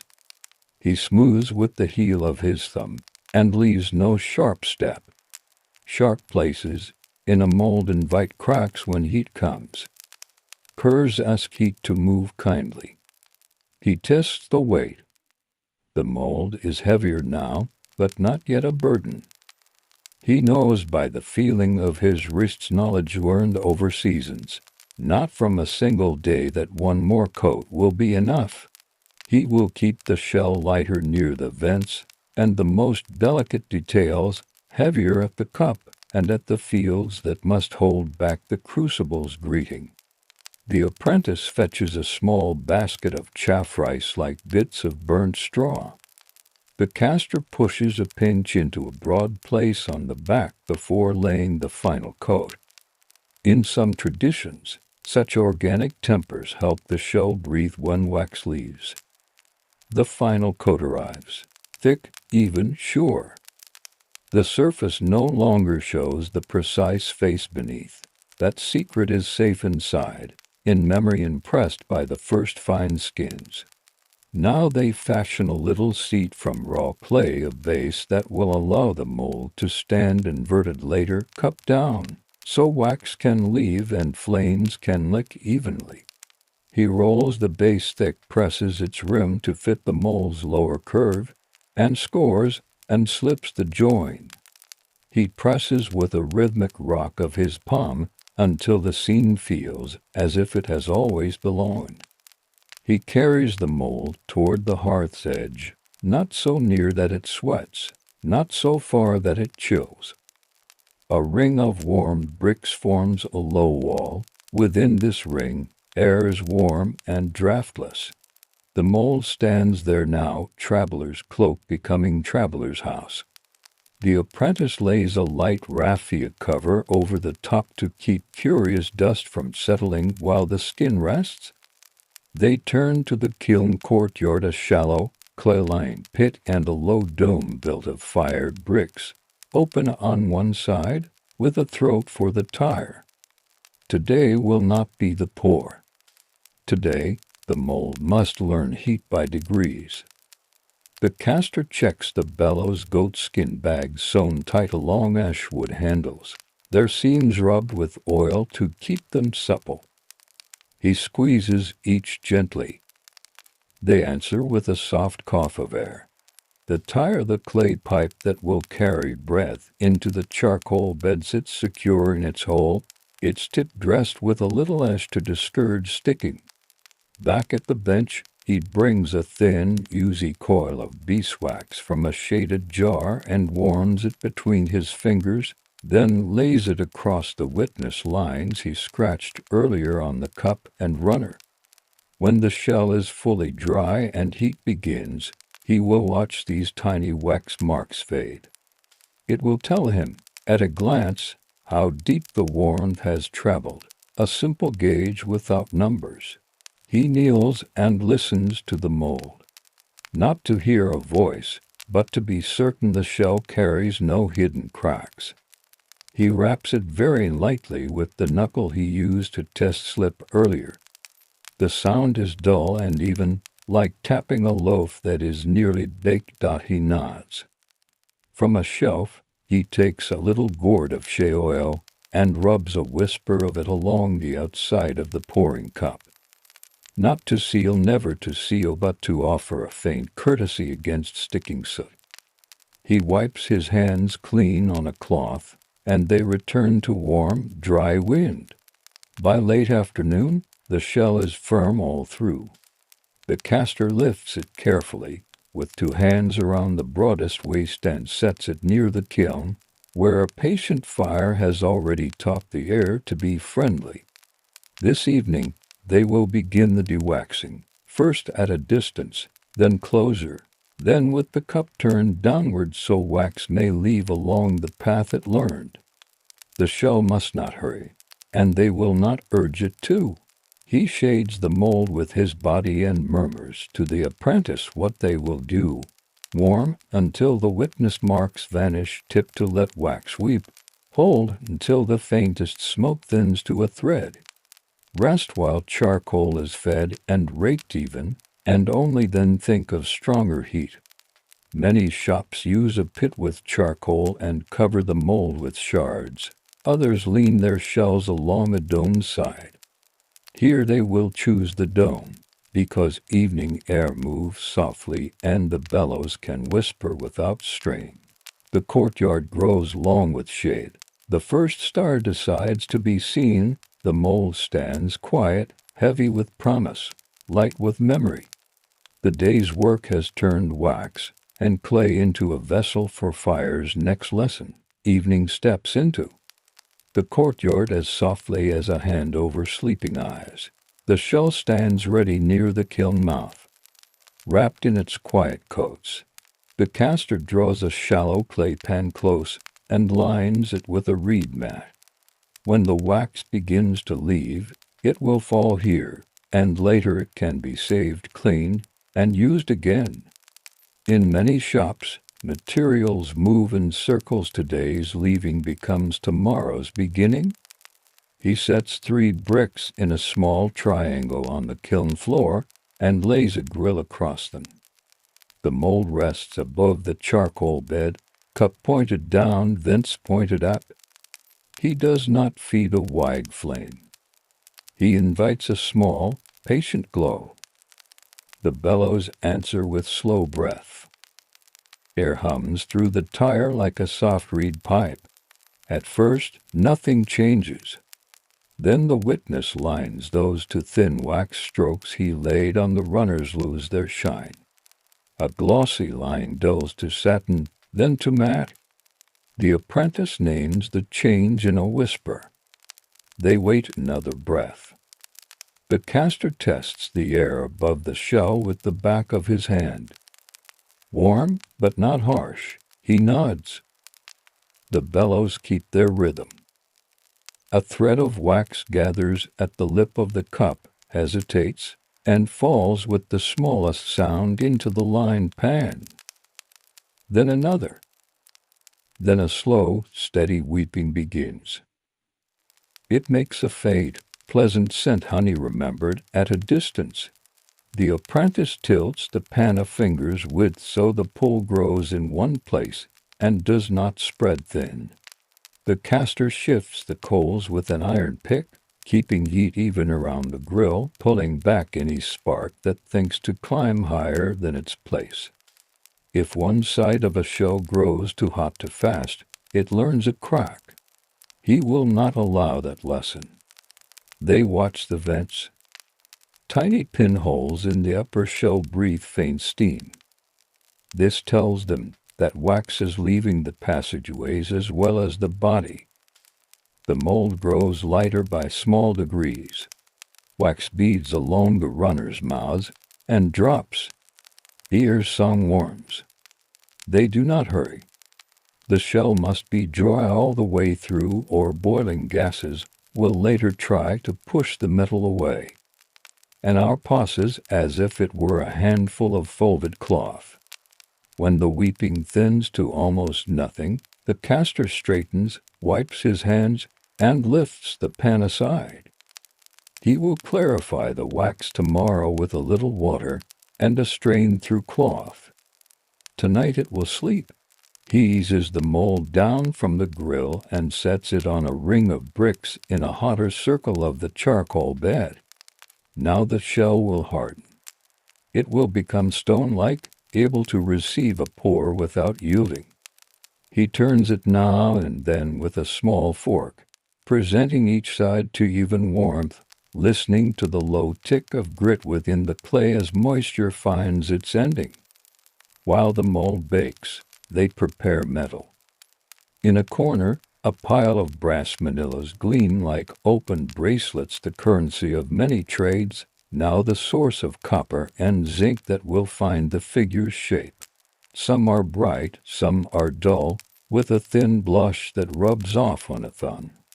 The caster weighs them by hand, and by habit, cutting pieces into a clay bowl. He adds small ingots from earlier pours and a handful of sprues cut from old castings, the economy of the bench, where nothing clean is wasted. He tips the metal into a deep-bellied crucible, thick-walled and soot-stained, its mouth dressed with a clay lip. A little powdered charcoal goes in last, a dark blanket against the air. He cuts a disc of broken pot to serve as a lid and marks it with a scratch so he will know which way to set the tongs later. He and the apprentice carry the loaded crucible to a nest in the kiln, bracing it with bricks so that it leans slightly toward the opening. He feeds new charcoal around it, not over it, building a cave of fire that can be given more breath when asked. The bellows deepen. The tire whispers faster. The charcoal answers with a low, steady roar that never bites. Heat moves like a tide. The crucible changes color by degrees, clay brown to cherry, then to a quiet orange. The apprentice watches the lid with a stick ready. When the faintest thread of smoke slips from under one edge, the caster nods. The lid is lifted a finger's width. A warm light lives inside. He does not look long. Eyes are to be kept for the rest of the work. He sets the mold upright in a second hearth to the side, closer to the kiln mouth now, where the heat is strong but not wild. The cup points upward again, so the last film of wax, if any remains, can sigh out rather than pool. He drags a narrow line through ash with a stick, a channel that will carry any stray flame away from the shell's base. Such small habits keep the mind calm later, when the work asks both hands at once. Before metal, a rehearsal. He brings the empty pouring shank, a stout iron collar with 2 reins, and sets a cold, uncharged crucible in it. The apprentice takes the far rein. The caster holds the near. They lift together, then walk the circle from kiln mouth to mold. 3 careful steps, a turn, a pause to steady, a tilt to a line, a measured downpour into the mouth of the cup. He watches how the shank balances. He notes where the ash is soft, where a heel sinks a little. They try again, a fraction slower. The body learns pathways the mind will not need to call by name an hour from now. Many crafts teach with dry runs. They prevent drama. They make peace with the floor. Satisfied, they rest the empty shank. The crucible in the kiln speaks now in a different voice. Metal has softened. A bubble pops under the lid. The caster stirs the charcoal gently and feeds one last scoop. He checks the mold, warm through, singing in its low brick ring when tapped. He brings it to the pour pit, a small depression lined with sand, and wedges it upright with 3 stones so it cannot shift. He dusts a little ash over the cup to discourage stray grit. He makes sure the vents are clear. He brushes the mouth with a straw whisk. From a shallow pan he takes a pinch of salt. He has seen others drop a grain or two onto the molten metal to draw out certain scums. He does not favor that tonight. He will skim only with a small greenwood stick. He readies the skimmer. He nods to the apprentice. The bellows pause. The fire rests. The courtyard quiets so even the cicadas forget a measure. He and the apprentice slide the shank around the glowing crucible, seat the collar, and tighten the keys. 2 breaths in, 2 out. Together they lift. Metal's weight is different from clay's weight. It is a hush that pulls. They walk the practiced arc. Step, step, turn, breathe. The lid is eased. The skimmer touches and draws away a thin, bright skin that curls like a leaf in autumn. The mouth of the crucible kisses the lip of the cup. The pour begins as a single, unbroken ribbon. It sounds like pouring thick honey into a bowl in a quiet room. No spit, no hiss. Only a low, contented murmur as metal learns the channels and fills the body wax once taught. The caster watches the vents. When each little chimney breathes a pale flame, he knows that space is filled and air has gone. He does not stop until the cup holds a small mirror of itself, a meniscus of brass that will sink as it settles. He tips the last careful fraction, then lifts away. They set the empty crucible down in a prepared bed of sand. The mold sits and hums no louder than a kettle many rooms away. The caster dusts a little charcoal over the cup, not to smother, only to slow. Cooling should be measured. Fast change makes stress. He draws a circle in the sand around the mold as a small boundary that feet will not cross. Then he lets his shoulders drop. They rake the kiln to safe coals and set the bellows upright to rest. The apprentice fetches a bowl of thin millet porridge the neighbor woman has left under a cloth, still warm. They sit on the threshold and eat without hurry. Across the wall, someone plucks a harp with 4 strings, just enough to make the evening remember it is kind. The mold will not be opened tonight. It will keep its heat and its secret until morning, when clay becomes dust again and metal shoes the lines wax taut. For now, the courtyard grows deeper with blue. The casting sleeps inside its earthen house, and the fire's breath turns small enough to sound like ordinary night. Morning arrives on quiet feet. The courtyard's shadow is blue and mild, and the kiln gives no flame now, only a faint warmth that holds the edges of night a little longer. The mold sits where it slept, cup darkened, vents quiet. The caster touches the shell with the back of his fingers. It is no longer the heat of a story being told. It is the comfortable warmth of a story finished. He lays a woven mat on the ground and sprinkles a circle of clean sand. A low wooden block becomes a small anvil for the day's patient work. The apprentice carries the mold there and sets it upright. The shellware's hairline cracks from cooling, the kind he hoped for, no sign of a harsh split, only the fine map of clay ready to become dust again. With a light hammer and a rounded stick, the caster taps around the cup, then down the belly, then along the vents. The sound is a soft, hollow music, like a handful of dry pods. The shell loosens in flakes. A reed basket waits to catch the crumbling coats. These will be crushed and wet and become the first layer of some future mold. In many shops, yesterday's earth returns to tomorrow's task. Piece by piece, the earthen skin falls away. First the cup breaks open. showing the solidified feeder like a short column. Then the thin vents appear as delicate stalks. He works down the body, and there it is, metal where wax once slept. Brass shows from under clay, not bright, but fresh, a warm, quiet yellow with suppressed into the grain. The apprentice breathes out a small sound. The caster nods without hurry and continues, coaxing away shell from eyelids, from color, from fingers. Where the clay clings, he wets it slightly and rubs gently with a twist of plant fiber until it gives up its hold. A wooden skewer clears the mouths of the vents. A soft bristled brush makes dust into a small cloud, then into nothing. The figure stands on its casting branches like a new sprout spruce, and runners still attached, their puffs plain to see. He rocks the piece in his hands the way one rocks a baby to learn the weight.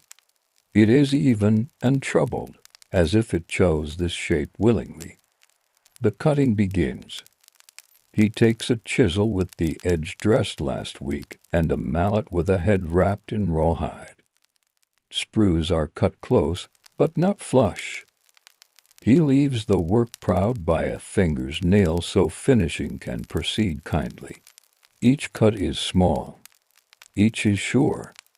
The apprentice collects the branches in a tray. These will later become little ingots.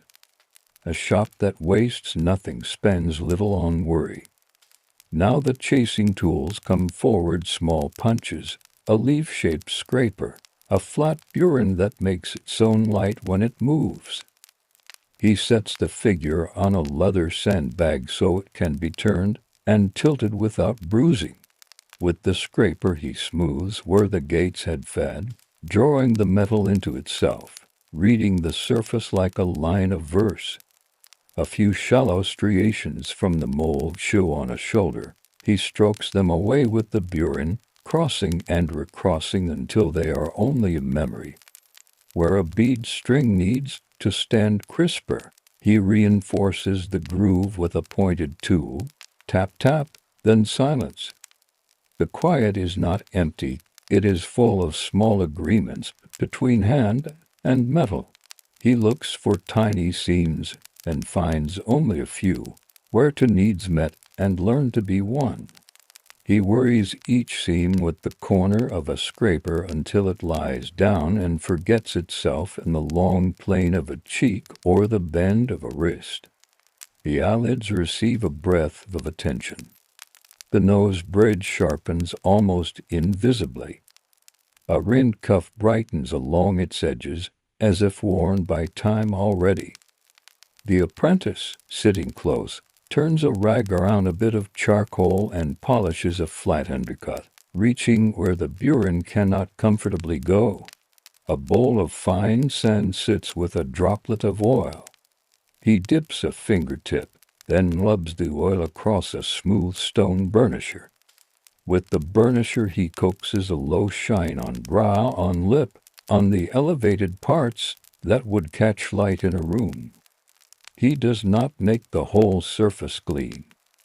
A quieter finish will hold a pleasant tone when oiled, and the gentle contrast between dull and soft bright will read like depth to any eye. There is the question of color. Some castings are left to find their own patina with handling, endures. Others are given a start. He chooses a light beginning, a wash with water that has seen a little plant ash, no more. The solution dries to a tone that is not green, not brown, only a slightly softened gold. He rubs a thumb of palm oil between his hands and warms it, then touches the figure in slow, even strokes across the chin along the bead collar, over the flat of the chest where a small pattern sits, into the hollow behind an arm. The metal darkens gently, as if dusk stepped closer. The oil also quiets any remaining dust. It is not a seal, it is a greeting. The base must be leveled so the figure stands without thought.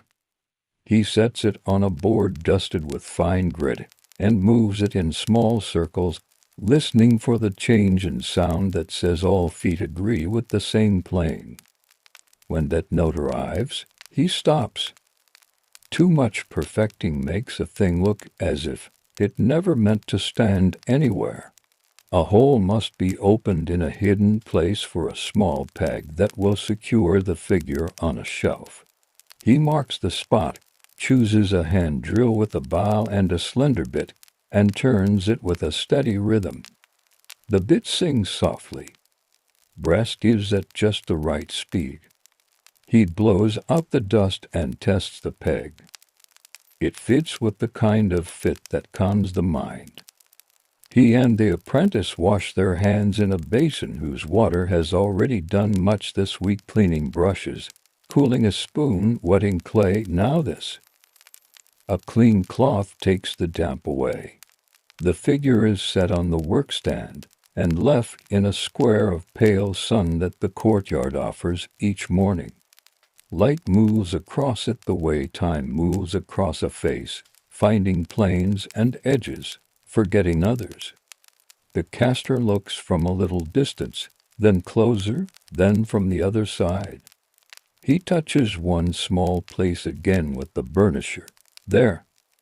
The line rests. The shop keeps small records in the talk of tools and the keeping of materials more than an egg. Still, he scratches a simple mark on a waxed shard, the day, a note about the pour, how the shell came away, and one short line to remind him which mixture of clay liked the night's weather best. The shard goes back into the dish of other shards, a tray of small, steady lessons. The figure is wrapped in softened raffia and slipped into a basket lined with cloth. A cord ties the lid. He sets it where a breeze and sun won't quarrel over it. Later, someone will come, or a messenger will carry it to the room where such things are gathered and given their place. For now it lives here, in the quiet after work that always feels a little like the hush after a good meal. They sweep. They return tools to their pegs in the order their hands prefer. The bellows are leaned in the corner, leather smooth with a wipe of oil. The crucible's rim is inspected for new chips. A line of clay mends a small one. Charcoal dust is tamped so no spark hides where it shouldn't.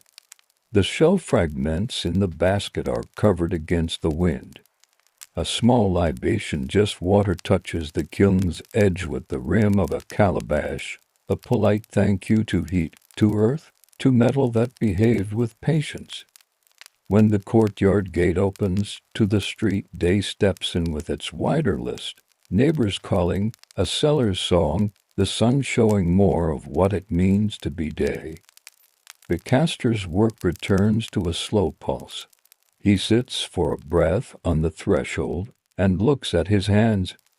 They smell faintly of oil, smoke, and the sweetness that brass remembers as it cools. He flexes each finger, not as a test, but as a greeting to the next hour. The apprentice lifts the basket, surprised again at the weight that is not heavy. Together they carry it to the storeroom, place it on a low shelf, and cover it with a cloth the color of dry leaf. It is not hidden. It is simply at rest. And so the figure waits, complete and calm, its lines carrying yesterday's wax and last night's fire into a long, steady future.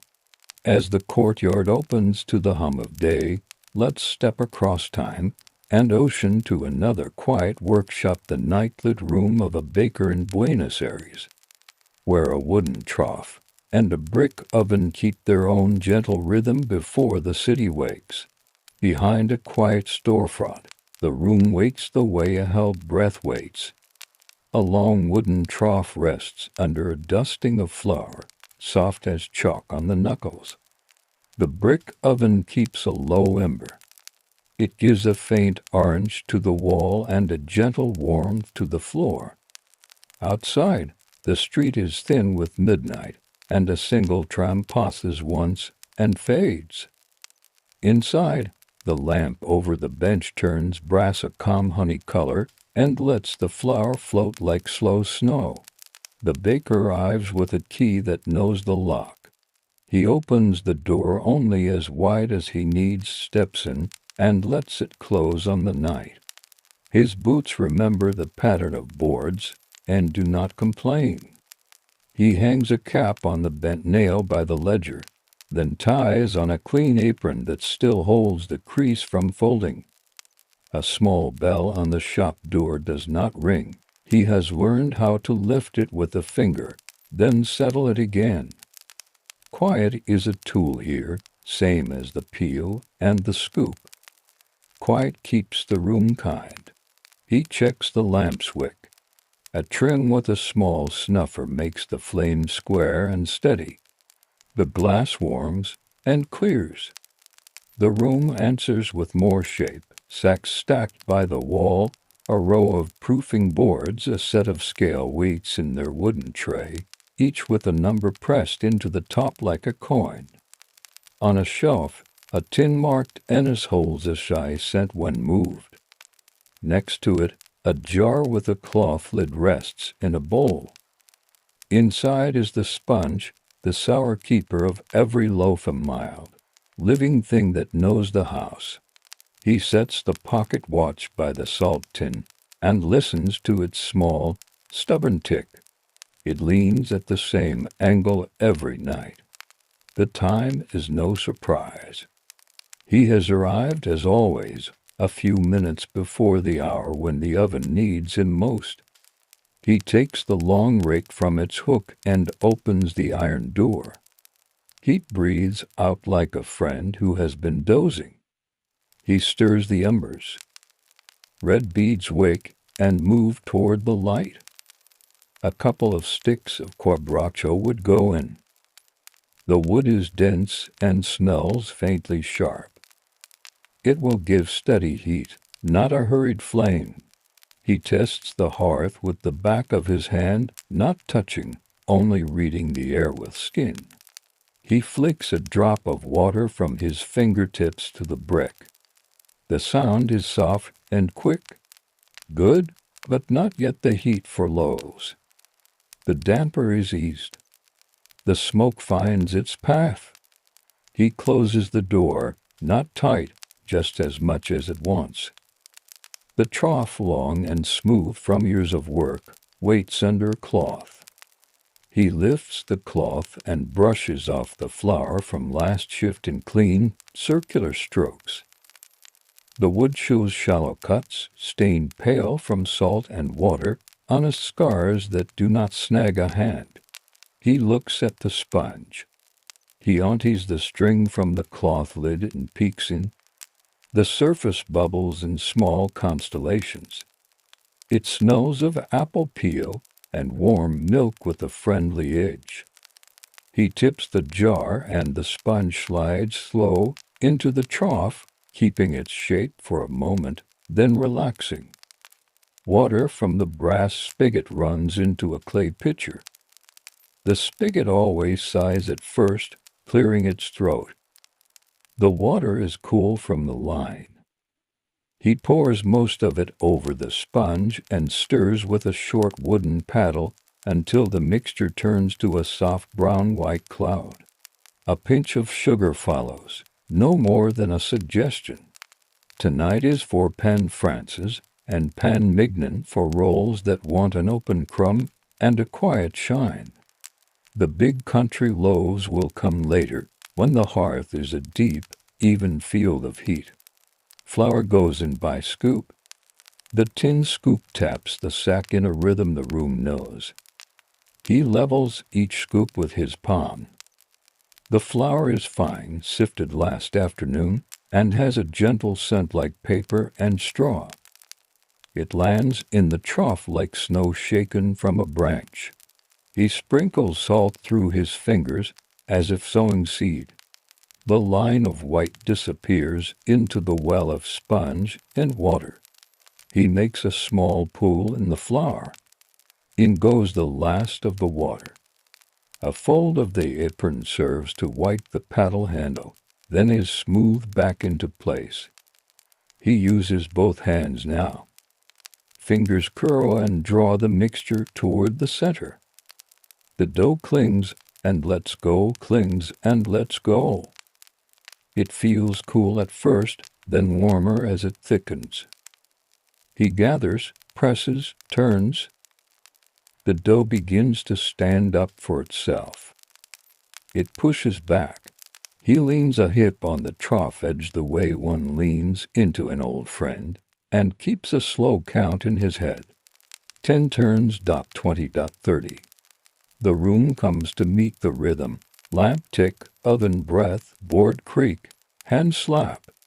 Nothing hurries. He rests the dough for a minute so flour can drink water by its own pace. This pause is an old cure for roughness. He rubs a little oil across his palms and the trough lip where the dough might stick. The oil smells faintly of olives, and 10. He kneads again, folding, tucking, stretching the top, and rolling it away, then turning the mass and repeating. The surface turns smooth. It shines a little from work, not from water. When he presses to fingers in, the indent stays. Then slowly fills. He nods and lets it rest again, ready for its first quiet rise. He covers the trough with a damp cloth and lays a board over the cloth to keep the night from touching the dough too much. On the bench he spreads the linen couch for the first tray of rolls. He rubs flour into the fabric with both palms so the cloth knows its work. Proofing boards are lined in a neat row like boats pulled up on a shore. The peel is dusted and leaned where a hand will find it without eyes. In the back corner, the shop cat stands, stretches one bough of its back, and decides the sack of flour is the best hill in this small world. It walks up the side using slow, careful claws, then folds its front legs and rests its chin on the twine seam. The baker does not look, because the cat likes to think this has gone unseen. He sets a saucer of water near the wall and returns to the bench without comment. He takes down the small can of anise and opens the lid. The seeds lift their warm, sweet breath into the air. He measures a pinch into a bowl with a little lard and a bit of salt for the crisp biscuits that will bake in the last heat of the night. The dough for them will come later, after the first loaves have been born. He puts the can away and wipes the bench with a warm cloth. The surface smells of lye soap and wood. On a hook near the oven door hangs a sprayer made from a tin and a thumb pump. He fills it with clean water. He will use it to mist the oven when the first batch goes in. Steam will give the crust a shine and a tender crackle. He draws a finger across the tin to remember the feel of its weight when full, then sets it by the pew. The ledger waits with its soft, worn cover. He opens to a fresh page. The pencil writes without sound, just a light dry whisper. He notes the hour, the temperature by feel, the plan for the first firing, the second, and the biscuits at the end. A short line marks the amount of flour remaining in the open sack and the number of boards set for rolls. A small cross by the word Mignon means there is an order for 24 from the cafe at the corner. He puts the pencil behind his ear. It always stays, even when he forgets it is there. He checks the dough again. A sight of swelling. The surface has relaxed and risen like the breast of a sleeper. He sets his hands under the cloth and turns the mass once, a gentle fold to wake the yeast without scalding it. He tucks it and covers it again. Another few minutes. The oven door opens, and in goes a fresh stick of wood. Then the ember bed is spread thin and even with the rake. He draws the iron scraper across the hearth to clean loose ash. The bricks look ready, a little chalky with heat, a soft shimmer above them like a thought you can almost hold. In the front of the shop, the glass reflects the lamp and nothing else. The street outside is a deeper dark now, the hour after midnight when even late laughter has given up. He pours a small cup of coffee from the enamel pot on the stove. It is thin and kind. He warms his hands around it and stands without rushing, listening to the tiny song of the pocket watch, the quiet tick of cooling iron, and the low murmur of dough learning to be bred. Soon he will scale and divide, roll each piece with a palm, set them seam down on the linen, and cover them to rise again. He will shape the pan frances with a long, even stroke, and mark each with a shallow cut. The first batch will take the best heat, then the second will find the rest. For now the room is full of beginning, and beginning has its own piece. He sets the cup down, wipes his hands on the apron front, and draws the cloth from the trough. The night nods. The work goes on. The dough has swelled under, its cloth like a quiet hue. He dusts the bench with a fine sift, then lifts the mass with both forearms, letting it stretch under its own weight. It settles with a soft sigh on the wood. The bench knife, its blade dulled smooth at the corner, slides in and out with the sound of paper being folded. He weighs by feel, not by scale, for these long practice keeps each portion steady in the hand. A light tap sets every piece in its place, a neat grid of promise along the benchage. One by one he cups a portion beneath his palm and rolls it in small circles, drawing the skin tight across the top. The motion is slow and even. You could balance a coin on his hand, and it would not fall. Each ball finishes with its seam tucked under, and a soft bounce when he sets it down. He lays them on the linen couch, 2 fingers apart, and pulls a fold of cloth up between rows so they will rise without leaning. The fabric has a memory of these ridges. It takes the shape with ease. He dusts the tops, just a whisper of flour, so the skin stays calm. For the mignon rolls he lengthens the shape with a few gentle strokes, pressing with the heel of his hand, then rolling from the center to each end until a smooth oval rests under his fingers. A small wooden baton serves to crease the center of some, the split blooming open later in the heat. For pan frances he shapes batons longer than a palm, with ends that taper, and a back that holds a shine from the bench. He lets the dough tell him what it wants to be. Not every night is the same. Air and water speak in their own accents, and the baker listens. He reaches for the pewter canister of oil and rubs a thin trace across the peel's face. The oven door opens. A pulse of warmth visits his cheeks and the backs of his hands. He feels the heat as a craftsman reads a tool edge without thinking, only knowing. A spritz of water against the hearth answers with a quick dance. He closes the door to keep the chamber ready and returns to the bench. Now the first tray is ready for its proof. He slides it onto the wooden rack set near the oven, where warmth lives in the air, but not too close to hurry the yeast. A damp cloth covers the rolls, loose enough to let them breathe. He writes a small mark in the ledger, Primera Tanda 305. The pencil leaves a soft gray trail, neither heavy nor faint. He sets the pencil down beside the pocket watch and wipes a tiny bit of flour from the watch's glass with the side of his thumb. At the stove, the enamel coffee pot gets a little attention.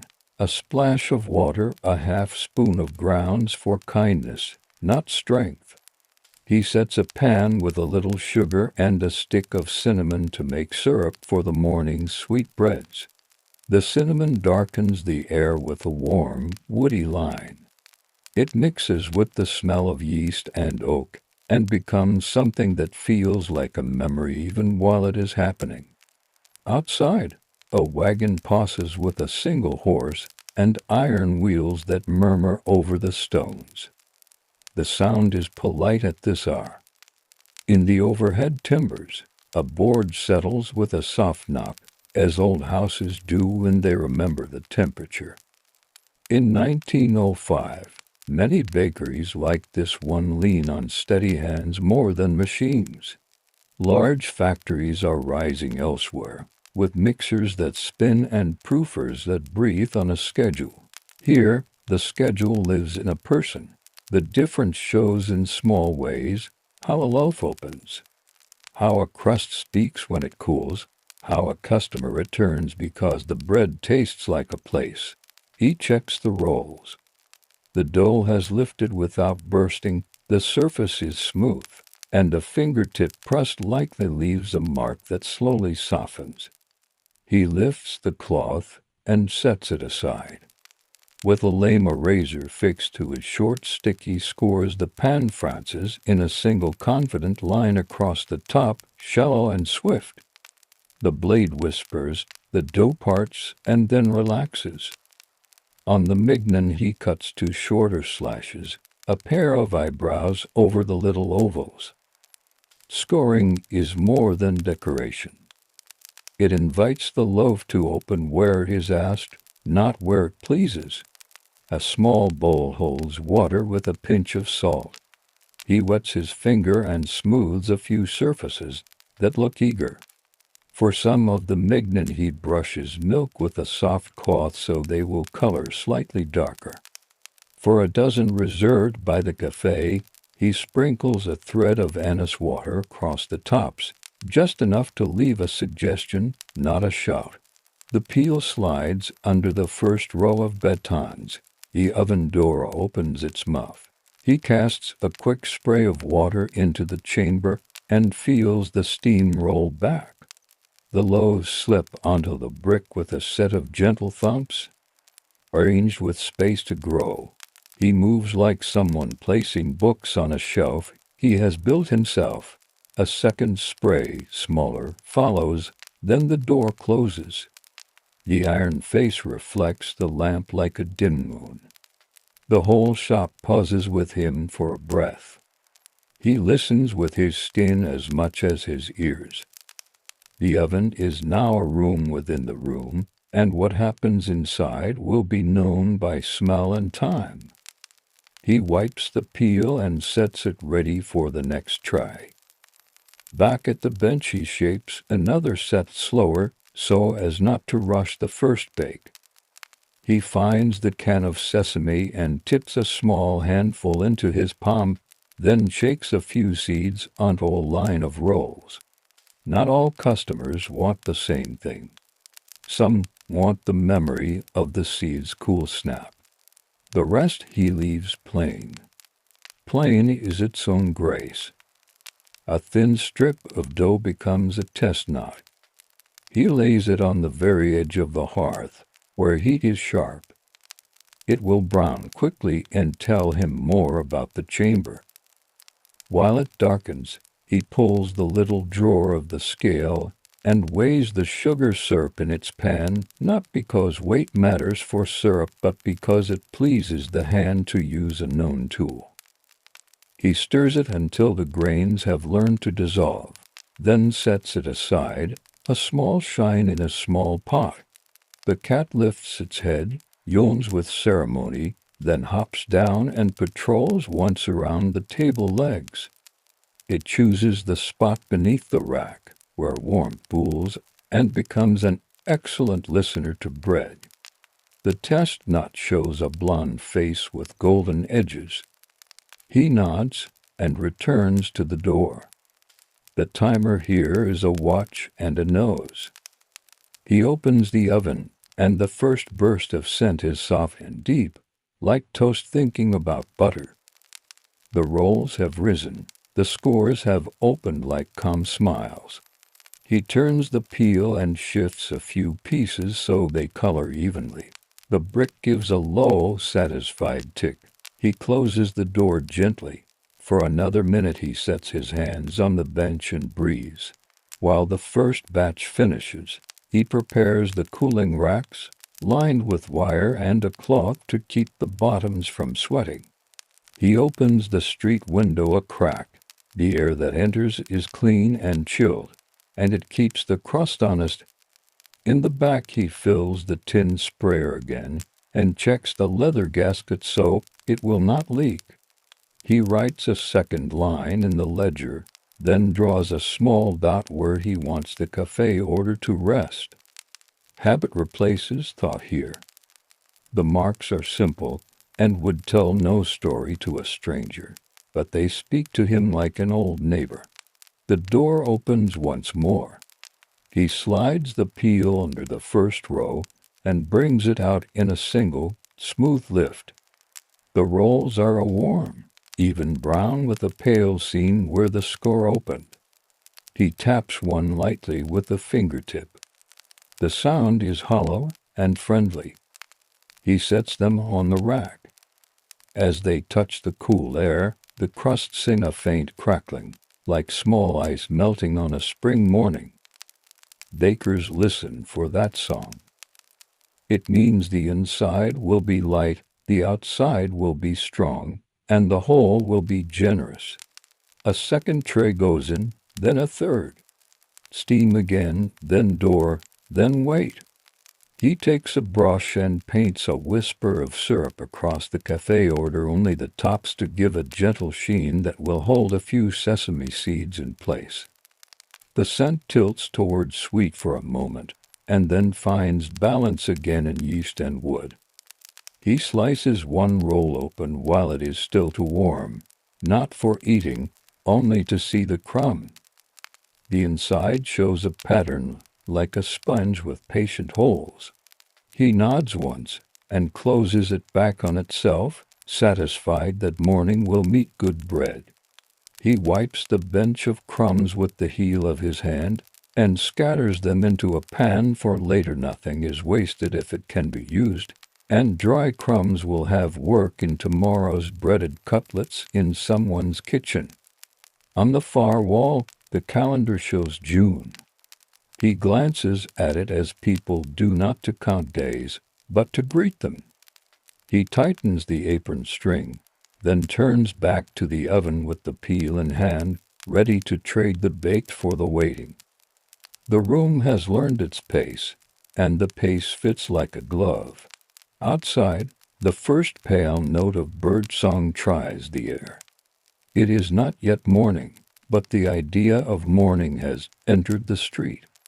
He rests his palm on the warm wood of the peel, feels how the grain runs, and smiles without showing teeth.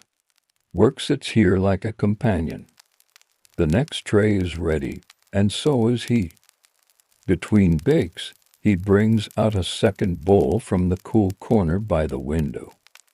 This dough is softer from butter and a little milk, and it settles in the bowl as if it enjoys the rest. He dips his hand in water, turns the dough twice, and feels the warmth of fermentation do its quiet work. For sweet rolls, he adds a handful of sugar that has slept with a strip of lemon peel. It leaves a shy fragrance rather than a taste. He folds the dough, presses the heel of his hand into it, and the bench answers with its familiar hollow sound. From the shelf, he takes a muslin cloth with a stitch hem and lays it on the bench. He lifts a piece of the enriched dough, the size of a small apple, and begins to roll it long and thin. He ties it into a loose knot and tucks the tail through the loop, a gentle braid that will rise into a soft crescent. Another he flattens with the heel of his hand, leaving a rimmer on the edge. With 2 fingers, he creates a shallow bowl in the center. Later, this space will hold a spoon of custard or a square of quince paste. Not all pastries here have names that travel far, Some are simply the ones with cream, the ones with fruit, the ones with a shine. He knows which families order which. He opens the pantry and draws out a copper pot no larger than a hat. Inside, last evening's custard sits smooth under a paper cover. He lifts the paper and touches the surface with the corner of a spoon. It yields like a quiet lake. He stirs it 3 times and it is brave again. For the quince, he unwraps a brick of dulce de membrillo, red and patient. He warms the knife on the stove top for a moment, and the blade moves through the paste without protest. Small squares rest on a plate lined with waxed paper. From a tin that reads vanilla in a faded hand, he adds a breath of comfort to the custard and returns the tin to its place. In 1905, labels often stay until the tin is older than its contents. The neatness of a shelf can be a kind of kindness to the person who lives with it. He returns to the bench and fills the shallow centers. A spoon's back smooths the custard. A small square of quince settles like a tiny tile. He brushes the rims with the whisper of milk left in the enamel cup, and sets the tray aside to rise. Over the next hour, they will round their shoulders and look pleased to be themselves. Back at the hearth, the second bake of plain rolls is ready. He rescues them from the heat with 2 smooth lifts. The crust colors are not all the same. Some are a little darker at the very lip of the score, and he likes it that way. Bread should look like a field in late afternoon, patches of gold, patches of straw, friendly shadows where the wind rested. He lines a wicker delivery basket with a clean cloth, corners folded as his mother taught, 2 opposite corners toward the center, then the other 2 wrapped around, as if the bread were a newborn. Into this basket go the cafe order with sesame and shine.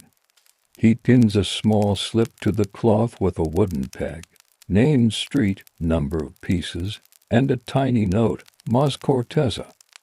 More crust for a gentleman who likes to dip his bread in coffee without loss of courage. At the ledger he flips to a page of cafes and boarding houses. Beside each name live small marks and dates. He writes a pencil dot for the basket he just filled and, on a separate line, the number for a family who will come with a towel over one shoulder to fetch their morning bread. In this district, people carry their bread uncovered or in cloth. The heat and scent belong to them for the first streets of the day. The clock gives a soft click.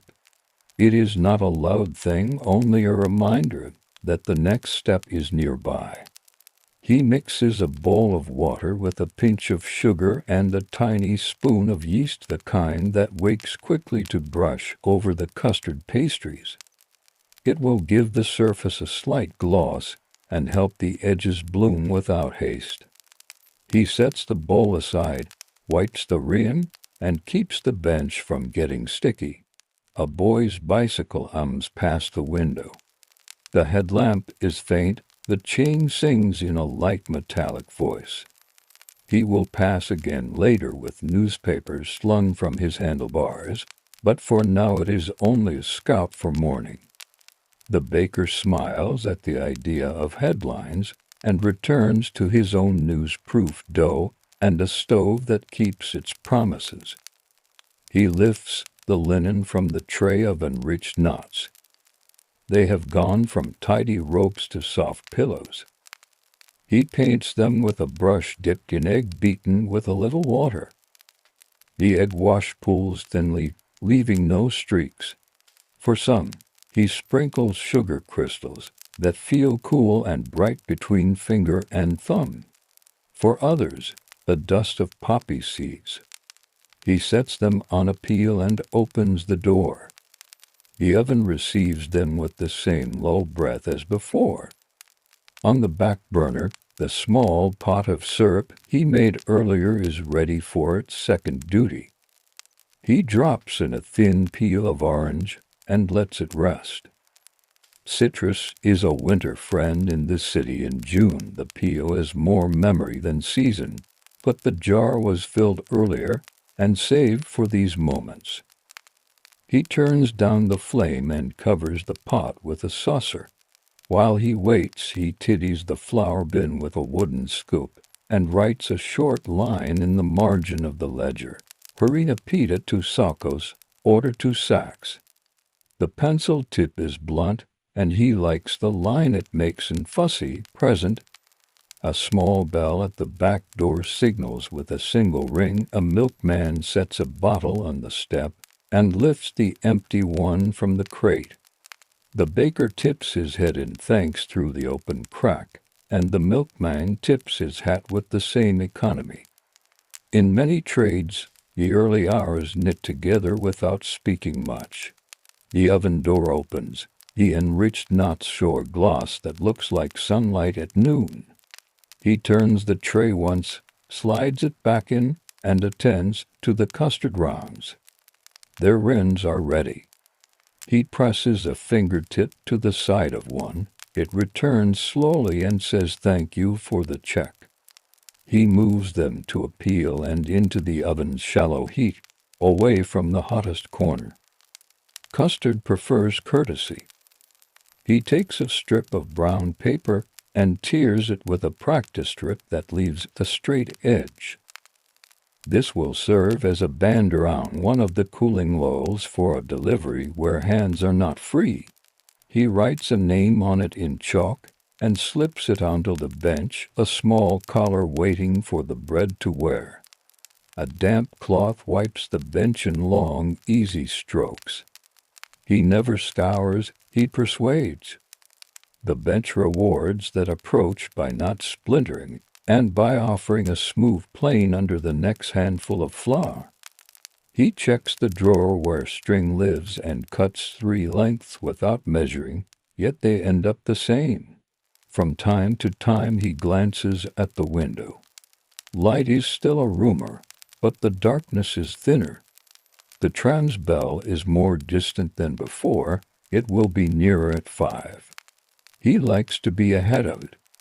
The first tray of unreached nuts comes out. He sets them on the rack and brushes a few with the citrus syrup, just enough to catch the light. A smell rises that is both old and cheerful bread and peel and heat. He places the tray of custard rounds on the top shelf of the rack so the centers set without cracking, then brings out the quince pastries. They wear their red stamps like medals. He dusts a whisper of sugar over them, and the crystals melt into a soft sparkle. He opens a drawer where small paper bags live. The paper is heavy and brown, with a line where it has been folded and refolded. He slides 5 rolls into one bag, folds the top twice, and presses the crease with his thumb. He sets a row of bags beside the basket for customers who prefer to move quickly. Some will choose the loose loaf, some the bag, some a cloth of their own. He accommodates them all. Choice is part of comfort. At a small table near the front, he prepares 2 café plates, one with 6 mignon and 4 batons, one with a dozen custard rounds and a few quince. He covers each with a square of gauze and pins a card to the corner. The boy who runs between cafe and bakery will arrive before the street fully knows itself. He will call out a polite buen dia and leave with the plates under his arm, gauze fluttering like flags of quiet countries. He checks the oven again and slides in the last tray of plain rolls, then closes the iron door and rests his hand against it. The heat is trustworthy. He knows because he built the first fire of the evening himself and kept it steady with attention rather than coal alone. In many places, by this year, gas ovens are making their way into kitchens. Here, La Bocadilla drillos the brick moth remains, and the bread speaks with a voice that brick understands. He brings the delivery basket to the front, sets it on a low wooden stool, and ties the cloth over the top in a cross. The knot sits flat and can be undone in one pull. He slides a slip of paper under the cloth for the cafe owner. Pen Francis, Mignon Consesamo, Facturus di Cremo y Membrilo, a tiny line below, Hoy la masa estuvo contenta. Today the dough was content. It is not a ledger note, not a bill, simply a truth written for the pleasure of it. From the back door, he hears the creak of a trolley on the alley's rail. The cafe boy steps inside, cap in hand, and the baker nods toward the basket and the two plates. The boy nods back, shy and practiced. They exchange no coins yet, those will pass later in the calm light of mid-morning. For now the city prefers trust. The boy lifts the basket with both hands, surprised as always at how light bread can feel when it has more air than flour. He leaves through the front, moving down the sidewalk like someone carrying music. The baker wipes his hands on his apron once, cleans the lame with a cloth, and turns to the oven for the last bake of this hour. He stands very still for a moment to listen. The shop is a clock with many hands, the proofing dough, the oven heat, the cooling bread, the arriving day. All the hands point to almost. He smiles at the thought and sets the next tray on the peel. The room settles into the hour when everything seems ready at once. Heat, dough, paper, pencil, shelves all agree. He loosens the strings onto cloth-covered bowls and checks the last batch of simple rolls. They have lifted just enough to show the faint crease where he folded them earlier. He dusts the peel with bran and sets the rolls along it into neat rows. The oven door opens a hand's width. He listens for the breath of the fire, then slides them in with a single, steady push. On the small table, he keeps a palm-sized board for labels. With a stub of chalk he writes 3 words in an upright hand, Pen Francis, Mignon, Dulces. Prices are small, almost shy. In 1905, chalkboards keep shops from wasting paper, and a quick damp rag turns yesterday into today. He props the board near the front where the first thin light will find it. The custard rounds have cooled to a gentle wobble. He moves them to the counter and lifts each one by its paper skirt so the bottom stays smooth. A whisper of powdered sugar becomes a soft fog that lands and stays. He presses a tin cutter through a sheet of brown paper to make doilies. The ring of small circles looks like a paper chain before it separates into single suns. He sets 2 pastries on each sun and lines them up along a tray. People eat with their eyes first. Paper can be a plate and also a frame. He turns to the stove and warms the kettle again. It gives a short, friendly sigh. From a tin he shakes a few leaves into a chipped enamel cup and adds hot water. Not make tonight tea. He holds the cup in both hands and lets the steam lean into his face. Warmth on skin wakes the patience in bones. He drinks, sets the cup aside, and begins the next small task. At the long bench, he cuts yesterday's unsold bread into even slices and arranges them on a wire rack. He will toast these into rusks once the last of the morning's baking leaves the oven. Nothing goes to waste. What becomes crisp today will live longer in a tin, and some customers prefer the reliable snap in milk. He writes a small chalk mark in the ledger margin next to bizcochos, just a reminder to weigh them later. The cat nestles deeper into the flour sack. and decides to go on sleeping. It twitches once, as if chasing a sunbeam that met last week, then becomes folded tall again. The baker smiles and walks past softly. He pulls open a drawer of tools and takes out a brass scale with two pans.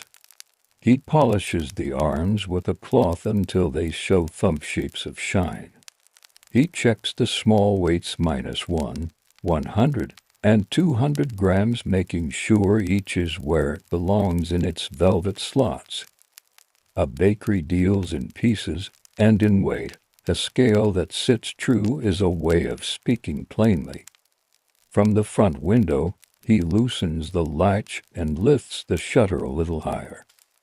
The street outside is still mostly blue, but a seam of pale gray opens near the roofs. He hears a street sweeper's slow brush and the distant bell of the tram turning at the corner. The world is moving on its hinges. He carries a basket of plain loaves to the front. The loaves set down with a low, hollow tone that reassures him they are right inside. He turns one and lays his palm on the bottom. The crumb is still singing quietly to itself. He lets it finish. Bread hums a while after it leaves heat. The tiny sounds are a kind of thank you. From the oven, he brings out the last tray of simple rolls and sets them high to cool. Heat from the door passes over his cheek as he closes it. He checks the hearth with the iron rake and draws ash into a neat crescent along one side. Later, he will spread these embers thin to coax a gentle, even heat for rusks. For now, he lets the fire breathe under brick. In the back, he folds to fresh tea towels, squares their corners, and places them in the proofing cupboard for later. Order feels like rest. He often thinks a bakery is a place where time is arranged into shapes you can hold: a round, a braid, a stick, a slice. He leans a moment on the bench and listens again to the shop's small orchestra tick of the clock, faint purr of the stove, the quiet paper breath of bags shifting as they settle. A soft knock at the side door. The cafe boy returns, empty plates in hand, the gauze folded neatly over his arm. "Gracias," the baker says, low and plain. The boy nods, places a few coins on the counter, and points to the basket that will go to a neighboring barber shop in a quarter hour. The baker sets aside for rolls and to sweet buns with quince. No receipt is written. He will mark it in the ledger later when the pen is already in his hand. He brings the chalkboard to the door, hooks it onto a small nail, and opens the front fully. A breath of street air enters, cold and carrying the smell of rain somewhere not near. He ties the door back with a narrow strip of cloth and straightens the row of loaves with a palm. The city is not awake yet, but it is thinking about it. First customer, a watchman with his coat collar up, hat brim low. He buys two plain rolls, one wrapped in paper, one not, and tucks the wrapped one into his pocket for a companion on the far block. He counts out coins, careful and exact, and leaves with a nod that is also a good night and a good morning. The baker puts the coins in a dish and writes a pencil mark beside Guardia. Many trades live by marks and trust before they settle with bills. In small shops of this time, people are accounts with faces, not numbers alone. He slices two loaves for the hotel on the plaza, thin, regular pieces for sandwiches. A long knife glides through the crumb. He stacks the slices like playing cards and slides them into a cloth-lined box. He tucks a folded strip of paper between layers to keep them from marrying in the heat.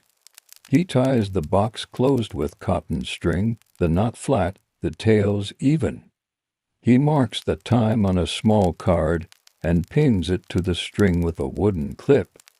He turns toward the oven once more, opens the iron door, and arranges the sliced day-old bread on the long slatted tray.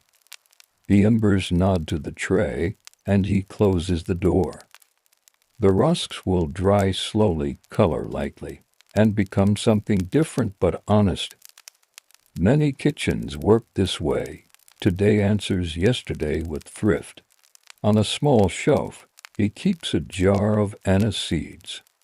He measures a spoon into a bowl, pours hot water over them, and lets the seeds share their sweetness. He will paint this infusion over a batch of ring-shaped rolls that wait for their turn. Not every customer likes anise, but those who do feel seen when the scent travels ahead of them to the counter. He writes a small note on a scrap, anise macana, for a larger batch later in the week when a certain older couple always comes. He checks the custard and quenched pastries and slides them into wooden trays that live below the counter. He lines each with parchment cut by hand. He places 10 in each, not 12. Rows of 10 are easier to count at a glance and leave finger space at the ends for lifting. His shop is full of these quiet accommodations that save seconds without fuss. A woman with a shawl and a cloth bag arrives from the next street. She asked for a loaf con buna corteza with good crust. He chooses one with a bold ear and sets it on the counter. She touches the top lightly, smiles, and wraps it in her cloth with a practiced flip and tie. She places 2 coins and a copper on the counter. He slides the copper back. "Oh no," he says, friendly. She nods and leaves. The bell above the door says a small silver word and is still again. He returns to the bench and wipes it once more. He folds his apron's corner over a smudge and leaves it there while he tiddies the knives. He dips the lame in a cup of hot water so the blade stays clean for later. He warms the seal on the syrup jar and puts it away. He pours the last sip of his tea into the sink and rinses the cup. From the oven he brings out the rusks halfway and flips them with a narrow spatula. They show a light color at the edges. He slides them back in and cracks the doors so moisture can sleep somewhere else. He cleans the long peel with a handful of coarse bran and leans it against the wall in its place. The tram at the corner rings again, closer now. The day is coming openly. He straightens the chalkboard once more, aligns to loaves whose shoulders have shifted, and takes a breath that feels like the first step of a walk. The hour between night work and day trade is thin and pleasant. He likes to meet it with the shop in order, the shelves even, and the ledger waiting for neat lines. A pair of schoolboys peer in and then shuffle away, remembering the coin they do not yet have. They will return later with the shared 10 centavos for 2 small rolls. He will add a third half-sized roll and pretend it was stuck to the other 2 by accident. In small businesses, kindness is not policy, it is a habit.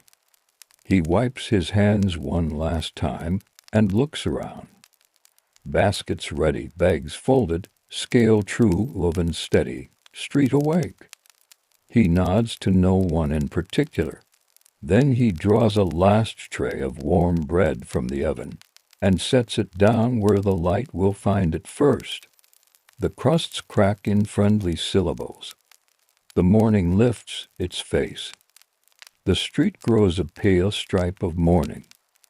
The baker straightens the cloth on the front table and slides a tray so that the first sun will catch the glossy tops. He flips his apron, clean side outward, and ties the cords with a square knot that lies flat. The cat wakes, stretches into a long question mark, then steps down and investigates the warm corner beneath the counter where crumbs sometimes remember to fall. A milk cart clinks past with bottles in a wooden cradle, the horse's shoes writing a slow sentence on the stones. From the corner comes the thin whistle of a knife grinder warming his wheel. Two seamstresses appear together, shawls crossed, hands tucked under their elbows against the morning. They ask for a loaf por tostadas, and he chooses one with even sides and a fine, tender crumb. He lays it down. His knife makes clean slices and stacks them like cards. The women share news about a cousin's baby and the price of thread. Small talk floats in this hour. It never asks for more than you can give. He wraps the slices in paper and ties the bundle with string, angling the knot so it rests in the indentation where the stack gips. He writes a quick line in the ledger with a comp pencil, date, name, amount, a little cross in the margin that means to settle on Saturday. In small shops of this time, debts and favors travel together. The line keeps them friendly and clear. A tram bell rings nearer. The conductor lingers just long enough to buy 3 small rolls and a sweet bun. "Para el maquinista," he says, for the driver, and tips his hat to the baker. The baker wraps the bun in its own paper so the sugar won't share itself with the rolls. He sorts the coins in the dish by size without looking, fingers knowing half centavos from 1-cent pieces by edge alone. He drops a copper into a second dish reserved for change, the clink steady as a metronome. At the oven he opens the door a finger's width. The rusks show a warm color. He draws them out to cool with the door still ajar. Heat leaves like a pleasant sigh. With a soft brush he sweeps a narrow ribbon of ash from the hearth into a tin. This ash will be spread later on the floor near the back door to quiet damp. Many things in the bakery serve twice. Flour sacks become pillowcases for pears in late summer. Twine comes back as jar ties.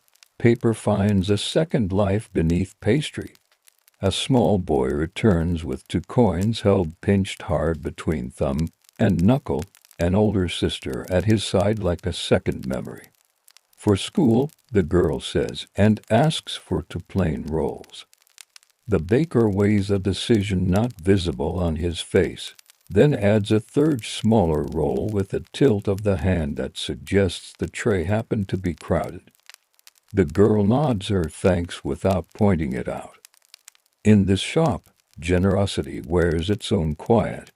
On the bench he feeds the sponge for tomorrow, stirring warm water and flour into the mother dough until it wakes and loosens. He marks the pot with a strip of paper and a pencil time, then tucks it into the corner where the oven's gentle back heat keeps a small promise. He rinses the stone jar with warm water and leaves it upside down to dry.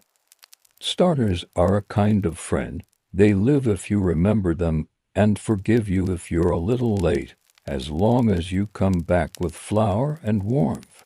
The hotel porter arrives for the sandwich box. He checks the ribbon, nods at the pinned card, and lifts the handle as if it were the handle of a story he already knows the ending of.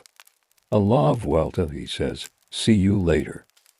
The baker makes a note, 1 small tick under the hotel's line so the arithmetic will be easy that evening. He turns to the little bowl of anise water he brewed, lifts the lid, and inhales the soft, sweet note. Not for today's trays. He dips a fingertip and touches it to the back of his hand, as if setting aside an idea for later. He writes a supply list on a narrow strip of paper: salt, matches, a tin of cloves, 2 sacks of flour if the price holds, quince paste when the season allows. The pencil lines are compact, more like stitching than script. The doorbell speaks again, this time for an older man with a walking stick. He asked for a loaf with a gentle crust. Para dientes viejos, he jokes. The baker turns to the shelf and chooses a softer bread from the batch enriched with a little milk and butter made for exactly this request. He presses the top lightly to show that will not fight a mouth that prefers kindness. The old man smiles and slides a coin across the counter with 2 fingers so it travels the last inch on its own, then waits for change with patient eyes that expect fairness and usually find it. Between customers, the baker rinses cloths in a bucket by the back door. He wrings them well and hangs them on a line above the stove so they'll be ready for later. He scours the long wooden bench with a handful of bran and a flat scraper, freeing it of the last fine dust that always returns like fog. He stacks the proofing boards and slides them into their niche. He cleans the scales pans with the corner of his apron and tilts it to show it no longer has a memory of flaw. He opens the ledger to a fresh page and draws 2 columns with a straight edge. Entrada and salida. The entries for flour delivery, lamp oil, and sugar will arrive later.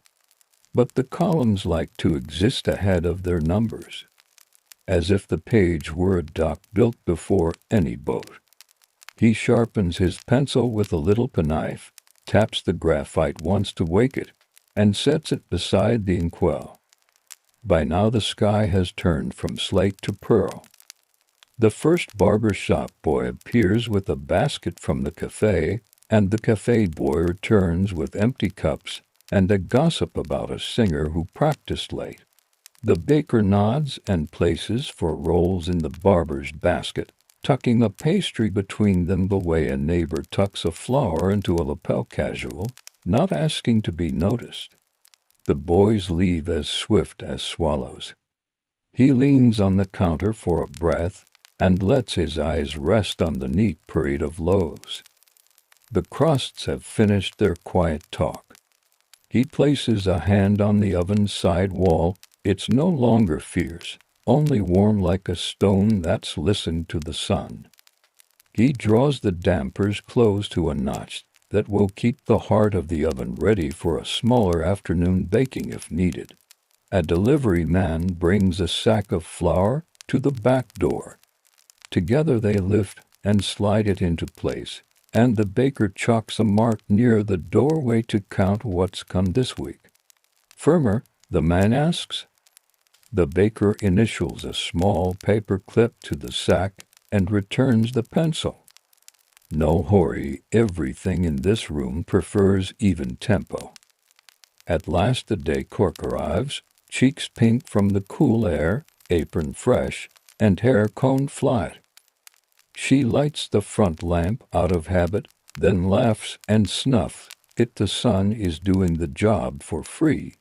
He gives her a short list, which houses have baskets coming, who has already paid, which tray is promised for the printer on the next block.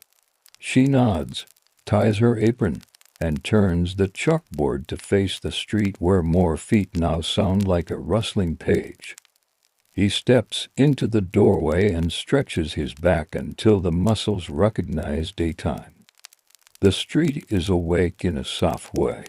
A woman squeezes a melon and puts it back. The dog examines the crack between curb and road. A paper bar folds a sheet and slides it under an arm as quick as a card trick. The baker breathes the cool air, the small part of the warmth from his own shop. He feels both and stands a moment between them. Inside once more, he washes his hands carefully at the basin backs of fingers. Between fingers, thumb shakes water off and dries them on a towel already threaded with the day's flour. He empties his night apron and hangs it on its nail. The work of darkness is finished. The work of light begins, simpler, more talk than dough. He looks around the room. The cat blinks from the warm patch behind the counter. Baskets ready. Trays humming. Ledger open like a book that never quite ends. He nods to himself, then steps aside so the first true morning crowd can find the door. And as the bakery's shelves trade warmth for hands, and the city opens its eyes, let us walk from fire and flower to red stone, and cool echo down carved steps where a cistern keeper listens for yesterday. As rain in the quiet heart of Petra, the first light of morning touches the cliffs with a color that seems to warm from within. In the narrow passage where the rock faces lean close, the air feels cool and mineral, as if night has been stored in stone and is released in a slow, patient breath. The cistern keeper arrives before the sun looks straight into the sick. He carries a clay lamp with a small hooded notched measuring stick polished by years of hands, a coil of palm fiber rope, and a shallow wooden pan for silt. At his belt hangs a pouch with reed plugs, a lump of lime mortar wrapped in damp cloth, and a bronze cup that rings softly if it touches stone. He pauses at a carved channel high on the wall. The channel's lip is smoothed by water and time, the work of cutters who measured slopes with cords and marked the rock with quiet geometry. He runs a thumb along the ren. A thread of dew collects in the groove like a thought that has not yet spoken. In winter rains, these channels turn sudden water into a polite visitor, guiding it to settling steps and hidden mouths. Today, the sky holds no plans for rain, and the keeper's work is to tend memory, to keep passages clean, joints sealed, and the cistern ready for the next generous day. He walks to a small side stair cut neatly into the cliff.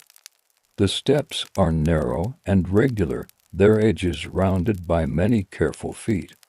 He rests the lamp on a ledge, kneels, and lifts a flat stone that serves as a cap. Cool air rises. He lowers the lamp and watches the flame lean toward the dark, hungry for the space below. The lamp's hood keeps the draft from troubling it. Slowly he descends, toe to heel, counting the steps without needing to speak the numbers. The stone feels pleasantly damp through the soles of his sandals. The walls of the shaft are scored with tool marks, shallow and even, like a linen weave turned to rock. At the bottom, the shaft opens into a chamber cut with a gentle curve. The cistern is not a straight bowl but a rounded room, wider than the shaft suggests, made to hold water without sharp corners where silt could linger. The plaster that seals it, lime mixed with ash and powdered stone, wears a soft sheen from years of use. He touches the surface lightly with the back of his hand, feeling for damp that shouldn't be there. Nothing weeps. The rock hums, its low, steady silence. Here, sounds are small, a faint tick as a drip finds its way from ceiling to floor, the lampwick's soft thread of flame, the pad of his own breath. He kneels at the settling step, a shallower shelf near the inlet where the first sand pauses and the finest flow advances. With the wooden pen he scoops the thin layer of silt and tips it into a basket lined with woven. Rush. The silt smells clean, not sour, good news. He works slowly, even though this job never asked for speed. When the basket fills, he ties the rope to its handles and gives the line a gentle tug. Up above, his nephew, sitting where the light meets the stair mouth, feels the pull and pays out the rope in calm, short length. The basket rises with no rush, hand to hand, invisible but known. The keeper dips the bronze cup into the shallow water gathered since the last check. He holds it to the lamp's light and turns it so the surface shows what it knows. The cup's rim explains clarity in a language older than ink. A few specks drift, nothing thick, nothing green. He smiles the quiet smile of someone whose work is not to be noticed. He pours the water back and listens to its small return. In places like this, people often think about grand cliffs and carved facadas. It is ordinary to miss the channels hidden behind calm walls, the mouths tucked away, the care that keeps a place's daily thirst answered. Water here is a conversation between rain and stone and hands. He checks the inlet mouth where the carved runnel enters the chamber. A reed plug sits ready nearby, tied to the wall with a loop of cord so it cannot wander. He lifts the small grate and runs a finger under to clear the film of fine sand. The grate, hammered from bronze by a smith to turns of the moon ago, fits its groove cleanly. He seats it with a gentle tap. Then he mixes a pinch of lime mortar with a drop from his water gourd on the lid of a clay jar and smooths a hairline crack where plaster meets stone. The crack is not yet a problem. It is a place to speak with now so it will not need to shout later. He takes the measuring stick from his belt and stands it in the shallow well at the cistern's heart. Notches climb the stick's length like a tally of careful mornings. He reads the line where water darkens the wood. He knows the numbers without thinking how many jars, how many days for the gardens up on the terrace, how many mornings like this before he must open the channel to the next cistern in the chain. In this city, water travels not in a single grand river, but by many small agreements, each tended by someone who knows the feel of plaster and the sound of a seam. He marks the level on a small shard of pottery rubbed with wax. The stylist cuts a fine line, day sign, depth mark, a short note about the inlet. He will hang the shard on a peg in his courtyard later, beside others that hold the story of this season. Some people write on papyrus or smooth boards. The keeper likes the weight of this shard, the way it remembers with both surface and heft. If someone asks, he can take it down and let the fingers read what the eyes already know.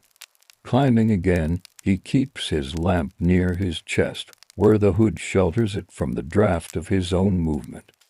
At the top, he sets the basket of silt on the ground and taps its sides so the fine sand settles. His nephew, a boy with a headcloth tied neatly at the nape, passes him a small skin bag. The water inside is cool, the leather smells faintly of tallow and sun. They drink in turns, not because this is a ceremony, but because this is how people share work here, with small, regular gestures that make the day even. They walk along the cliff path to the next shaft. The path is a shelf in the stone, just wide enough for 2 careful steps. The keeper's hand brushes the wall as if greeting an old friend. He points with his chin to a pair of faint marks carved above the next channel, 2 vertical lines with a cross mark. "Good slope," he says softly. The boy nods. He has learned to see angles with his skin as much as his eyes, to trust that a long fall of water can be asked to move like a patient animal when the wall speaks the right language. At the second shaft, the capstone lifts with a small groan, and cool air rises again. The keeper kneels and repeats the descent, the check, the scoop, the light finger on plaster. The rhythm is the comfort of this work. Above ground, the day will fill with market talk, hoof steps, and sandals on dust. Down here, time is counted by the lamp's wick and the length between notches. He measures the level, inspects the inlet, pinches a seam smooth, and listens for any voice in the stone that might ask for attention later. Back in the light, He notes a loose mortar flake on the outer lip of the runnel where winter's strong water sometimes nudges. He opens his pouch, wets a thumb, and smooths the spot with a dab of lime and ash. He holds his palm there a moment, feeling the little chill as the mortar takes. When he lifts his hand, the scene shows a new line, neat and quiet, as if the rock had always been whole in that place. Beyond the sick, the sound of goat bells hangs like a distant thought. A woman calls to a child.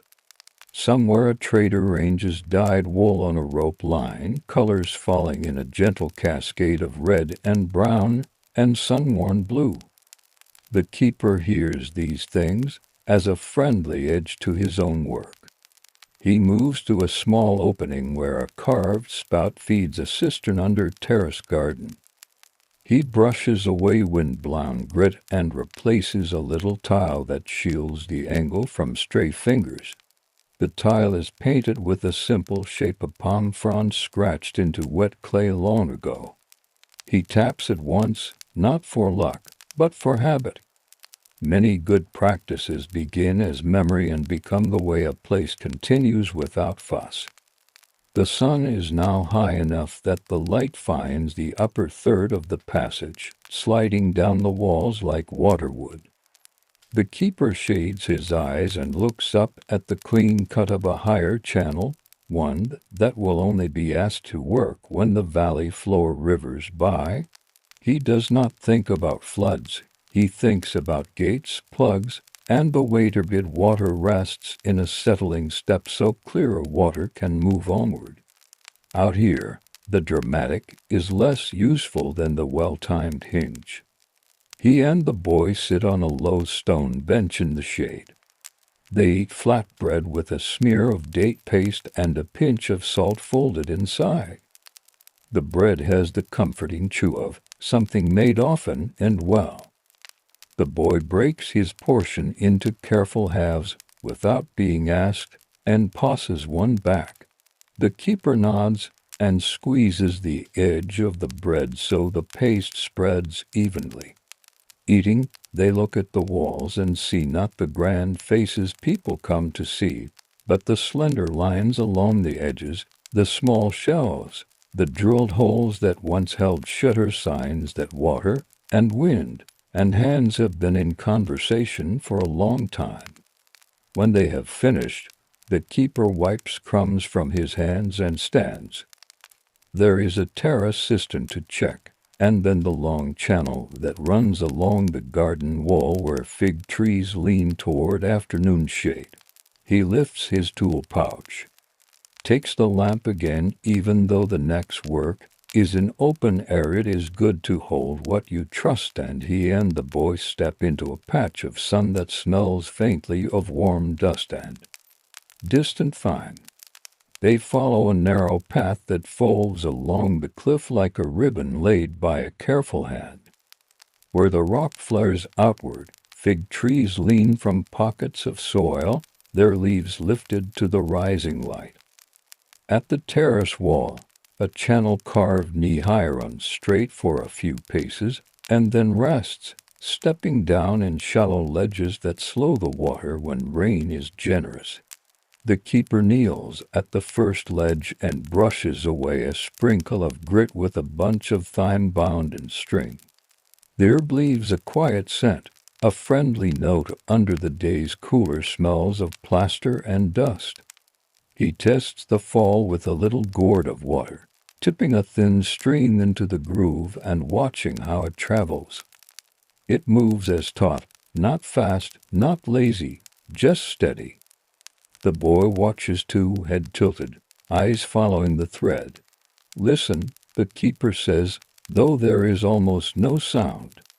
Good water makes its own song, but only when we give it the right road. He lifts the gourd again and tips another small ribbon. The thread reaches the notch where the terrace cistern begins.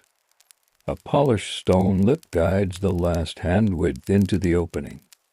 He wipes the lip with the side of his thumb and feels it true. The terrace cistern is shallower than the cliff chambers, Net not for long keeping but for near work, watering trees, washing jars, cooling fruit. Its cap is made of two fitted stones. He eases one aside and lowers the lamp, even though the sun can reach part of the chamber. Habit keeps the checks the same. Inside, the plaster surface shows no bloom, no patches of green. A small ladder olive wood, smooth as bone, rests against the side. He descends and probes the seam with a fingernail. Good. A white mineral crust sometimes grows where a joint is tired. Today the seam is quiet. He dips the bronze cup and lifts water to the light, turning it so a tiny swirl forms and then settles. Clear. Back on the terrace, he lifts a flat basket of dried reeds.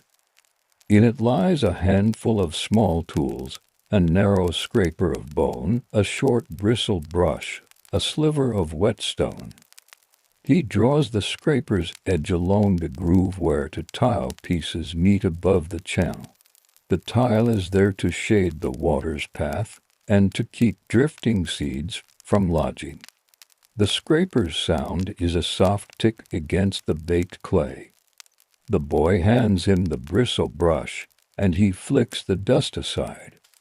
When the tools are clean again, he rubs them on the whetstone in slow, even strokes, then oils the bone with a touch of lamp fat so it will not dry and crack. Caring for tools is part of the same work. A good edge is a quiet helper. They move along the wall. At intervals, small square openings lead to shared spouts for the neighbors' jars. Each opening wears a little hinged lid of cedar, thinned and sealed with oil. The keeper opens one and checks the hinge pin, a bronze nail with a hammered head. He rolls it under his fingertips and sets it back. He clears a cobweb and presses the lid down until it rests flat. On the plaster below the spout, faint scratches note the households that draw here, a line for a family with a new child, a different mark for a carpenter whose bench sings every afternoon, a curl for the woman who steeps herbs and can name every plant on the hill. These are not official records. They are the keeper's way of remembering faces with the places they favor. A neighbor arrives with two jars balanced in a rope sling across his shoulders. He sets them down and greets the keeper with a nod more than words. "Level?" the neighbor asks. "Good," the keeper replies. He lifts the small gate at the spout and lets a careful stream into the first jar. The water rings against clay like a tiny bell. The neighbor waits without fidget, eyes on the line rising, ready to signal when he thinks it is enough. This sharing is not one person giving and another receiving. It is a practiced partnership, shaped by many mornings like this one. When the first jar is full, the keeper trims the flow, swings the stream to the second, and then lowers the gate. The neighbor ties his sling and goes, sandals scuffing the dust in an old rhythm. At the garden corner stands a low roof shelter where supplies keep dry. Inside are two shallow troughs, a sack of finely crushed ash for mixing with lime, a clay pot with a damp cloth tied over its mouth, and a little cup of oil for the lamp. The keeper opens the pot and stirs the mortar with a wooden spatula, smoothing its surface so no dry islands remain. He adds a pinch of ash. The ash closes the mortar against the seat that can come when water stays long. He sets the lid back and ties it with a simple knot, tucking the ends neatly. The boy watches and copies the knot with a piece of cord. "Always this knot," the keeper says, "because your hand will untie it in the dark without a thought." A length of rope hangs coiled from a peg. He takes it down and feeds it through his hands, checking for stiff spots and thin places. Palm fiber rope softened from use, but can chafe where a stone rubs. He finds one roughness, and trims it away with a small knife, then rubs a little oil between the strands. He coils the line again, always in the same pattern that makes no kinks when it pays out. The boy reaches for the coil and holds it, feeling the weight, the mild roughness, the memory of work held inside it. At the far end of the terrace, a narrow channel climbs a few handbreadths against the slope, just enough to let water cross to a second garden when the main path runs. Here a small weir made of fitted stones can lift the water's head a little. He sets the stones not tight, but in a way that leaves water an easy path over the lip without chewing at the sides. "Never make water angry," he says with a hint of a smile. The boy smiles back. This is one of the keeper's sayings, half lesson, half joke. He understands that water is not truly angry, but he also understands the sense. Work with the nature of the thing, and it will behave kindly. They rest again, this time on the edge of a low wall where vines creep. The keeper unwraps a small parcel, dates pressed into a cake, nuts tucked inside. He breaks pieces and hands them over. Between bites he explains how he will carry the silk to a patch of soil that wants thickening. Nothing from the cisterns is wasted. The fine silt, washed and settled, can help a planting bed hold moisture a bit longer. This is the kind of knowledge that is easy to overlook when people think of dramatic arches and facades. Yet the gardens eat what the channels offer, and the city eats what the gardens keep alive. A light breeze moves through the terrace. It carries the warm sweetness of fig leaves and a faint trace of goat's wool. The boy leans back on his palms and looks at the cliff above. "Who cut the first channel?" he asks. The keeper points toward the sick. "Our grandparents', he says. "Hands like ours, tools almost the same. A straight edge, a cord with a weight, a hammer, a chisel, patience." He explains how cutters worked from chalk marks, capping in small bites so the groove ran true. "The trick is not skill only," he adds, "but listening. Stone tells you when it wants a lighter touch. This may sound strange now, but in places built from rock, workers treat stone as a partner that answers pressure with its own temper. They make their way to the long channel along the outside wall. Here the sun sits stronger. The keeper lifts a narrow shade board and sets it onto pegs to keep the path cool. He sprinkles a handful of clean sand into a shallow hollow where water had scoured in the last rain, then smooths it with the flat of his hand. He places a piece of flat stone to slow the fall at that spot, and presses the edges into the bed so no eddy forms. These adjustments are small things, done with thought and without haste, and together they are why the system survives year after year. Near the corner, a tiny trickle weaves under the channel side, a sign that the dry plaster seam has loosened with heat and cool. He kneels, wipes the area with a damp cloth, and spreads a thin layer of mortar from the pot, drawing it across with a spatula, then smoothing it with his thumb until the surface feels like the inside of a shell. He waits, counting heartbeats, then lifts his hand and watches a bead of water slide past without catching. He leaves the shade board in place. Good plaster likes the day a little gentler while it cures. Before they leave this stretch, he sets a pebble on the channel lip near the shade board, a marker for himself, a small reminder to check the new seam again tomorrow at first hour. He does not rely only on memory, though his memory is strong.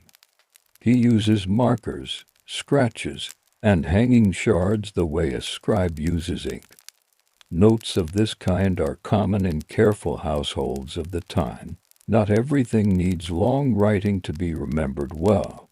They return toward the cistern stair, carrying the reed basket of silt. The boy walks ahead a few steps, then back again, keeping a quiet rhythm with his feet. At the steps, they lower the basket and let it rest. The keeper sets his lamp on the ledge and trims the wick with a little pick so the flame stays small and steady. A trimmed flame smokes less and smells less of spent oil, a polite neighbor in close spaces. He cleans the pick on a rag and returns it to its pouch. For a moment they stand together without speaking, looking down into the cool square of the shaft, where their morning began. The rock breathes its unhurried breath. Above them, the sky has turned the color of worn linen. There are more checks to make another terrace, a gate farther along, the small stone weights that hold lids against wine, but the hardest work has already agreed to be simple today. The boy gathers the rope coil and the reed basket. The keeper lifts his pouch and his measuring stick. They step back into the path where sun and shade trade places with each turn, and the city's sounds begin to stir like someone waking and remembering the day. The path bends toward another terrace where a fig presses its broad leaves against a wall the color of old pomegranates. Here the channel meets a small gate fashioned from two stone slabs that slide in narrow grooves. The slabs are cousins to door stones, but lighter and shorter, with finger-sized notches along their tops. The keeper rests his palm on the warm stone and waits for his breath to match the quiet of the place before he works.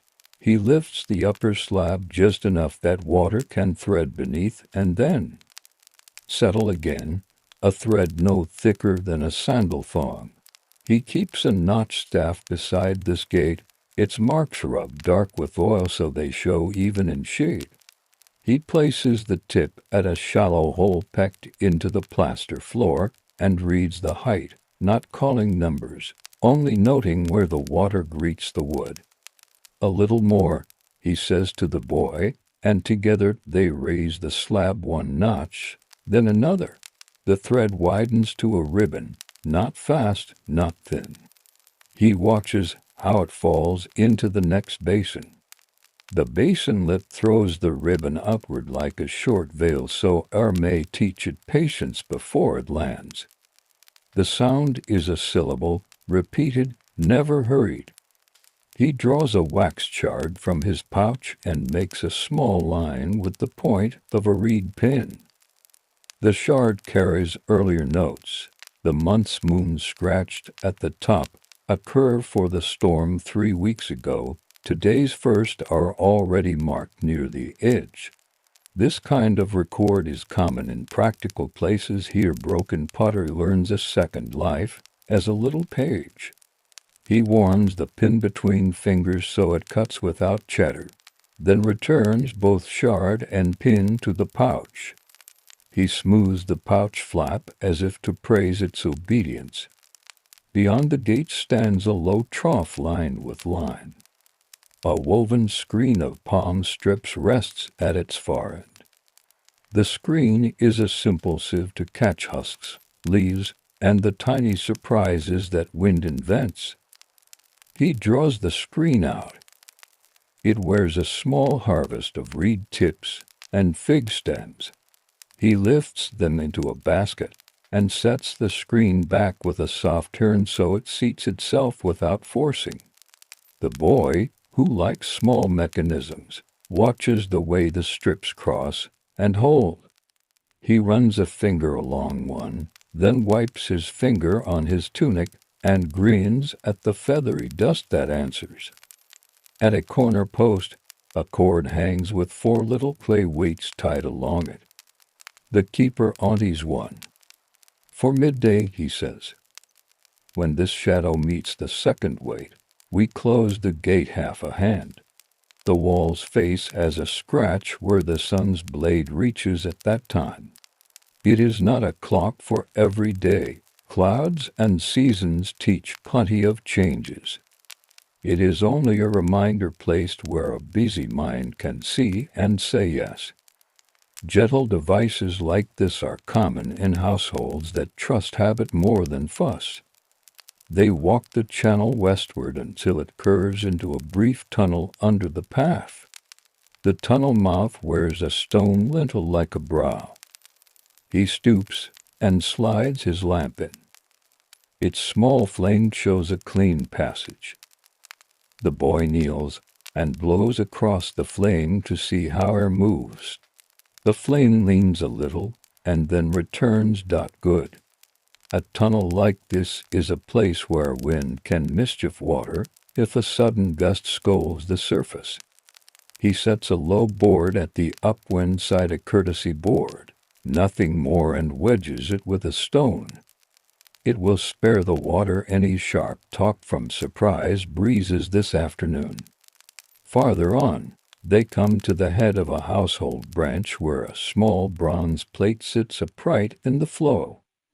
The plate, hammered thin, is pierced with a neat slot. It is a regulator cut by a smith who knows both metal and water. The slot admits a set amount no matter how the main path swells within reason.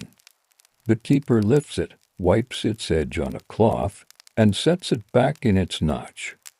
He rubs his thumb along the rim of the notch, feeling for burrs. "We do not sharpen water," he says with a quiet smile. The boy answers with the keeper's old reply, "We smooth its way so it forgets to grab." Their exchange is not a show but a way to remember the principle that keeps the system kind. A woman arrives with a jar on her hip and a small lad at her side. She greets them by name. The boy's name fits easily in her mouth. He has carried small notes for her before, string-tied and marked with charcoal. She sets the jar and glances at the regulator's slot as if checking a familiar friend. "Still true?" she asks. "True," the keeper says. He opens the little branch gate, and the water lays itself into her jar like silk. The lad watches the mark the water leaves on the inside clay, a pale line that will dry to memory. "2 fingers more," the woman says after a moment, and the keeper leans the jar slightly, taming the stream. When it is done, he closes the gate and twitches the lid cord so it will not chatter in the wind. She thanks them and steps away, her sandals tapping a story they both know by heart, daily errands woven into the city's larger pulse. They continue toward a silt trap built where the channel takes a long bend. The trap is a simple widening with a confloor. Water flows and lets the heaviest grains rest here rather than at the cistern mouth. He dips a shovel-like board into the quiet corner and lifts a skin of mud. He lays it in a shallow basket lined with matting so water can weep away. He will carry this to the bed that wants thickening when shade returns. He rinses the board by sliding it under the clear lane where the current runs truest, then stands it to drip on the wall. The day is warming. He sets a shade panel on pegs above the trap so the water will learn cool again.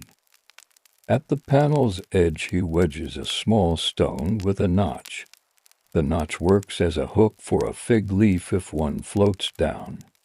It is a trick he learned from his old teacher, who swore that a simple leaf well placed can teach a great deal about how water's surface thinks. They rest in a patch of shade where a wall meets a stair. He opens a leather pouch and lifts a small tin cup. The boy hands the shared gourd. The keeper pours and then rubs the rim with his thumb to clear stray grit. They pass the cup between them, 3 sips each, then 2, then 1. The last drop he tips on the channel wall, where the plaster shows a faint line from last season's heat. For luck, the boy says. The keeper nods, not because he believes the water hears, but because he believes they do, and that belief keeps hands attentive. He takes out a rolled scrap of linen and opens it to reveal a tiny kit. To read pens, a pinch of soot pigment in a folded leaf, a sliver of beeswax for the pen tip. He shades the wax with his palm, softening it, and touches it to a pen so it will draw smoother. He writes a few marks on a flat stone beside the path, temporary notes for the afternoon, a half-hand close at the second weight, a check at the tunnel board, a carry of silt to the upper bed. He could hold them in memory, but he trusts humble pages because they relieve the mind and make room for looking. A string of goats rocks past, their bells murmuring in small disagreements that always end in agreement. Their keeper lifts to fingers in greeting. He does not stop the herd. His eyes go to the shade board, then to the channel's lid, then to the boy's hands holding the rope coil and the basket. He reads these signs as others read letters. He smiles to himself, assured that the day's caretaking is in order. At the next bend, where the channel enters a covered run toward a farther court, the keeper kneels to feel the plaster with his palm. Good plaster here feels like hard bread smoothed with oil. He taps with the blunt end of the measuring stick and listens. A healthy wall answers with a close, even thwack. A tired one rings hollow. Today the sound is right. He marks a tiny cross in charcoal at the base to say visited, a speaking mark for any keeper who comes after him before the moon turns again. Noon leans closer. The wall shadow has begun its slow approach toward the second clay weight. He and the boy return to the gate of the notched slabs. The boy stands where his shadow touches the scratch on the plaster face. The keeper lifts the slab and lets it down half a hand as planned. The ribbon narrows. The false syllable becomes a softer note. He watches the downstream basin settle to its new level. Then he sets a pebble on the slab itself, today's pebble, darker than yesterday's. So he will know at a glance that the midday trin is done. Finally they sit under a fig at the terrace edge. He opens a cloth bundle and brings out flatbread, a wedge of salted goat cheese, and olives glossy with oil. He presses the bread against the cheese so salt and fat soften the crumb, and divides olives by twos into the boy's palm. They eat with the easy silence of people who have earned a pause. The channel keeps speaking in its small way. The cistern below keeps holding its breath the way good cisterns do at noon, when heat would ask too much if a keeper had not done his rounds. When the dust of bread is brushed from their fingers, he stands and ties the pouch again. We'll carry the silt to the upper bed, he says, and check the dome lid at the far stair. The boy lifts the basket. The keeper shoulders the rope coil. They step back onto the path, ordinary and sure, while the terrace listens with its stone ears and finds all the sounds agreeable. They lift the basket of damp silt and take the step path to the upper bed. The path wraps the terrace like a ribbon pressed into clay. At the bed's edge, low stones make a neat border no higher than a hand. The keeper kneels and tips the basket. The silt slips out in a slow sheet.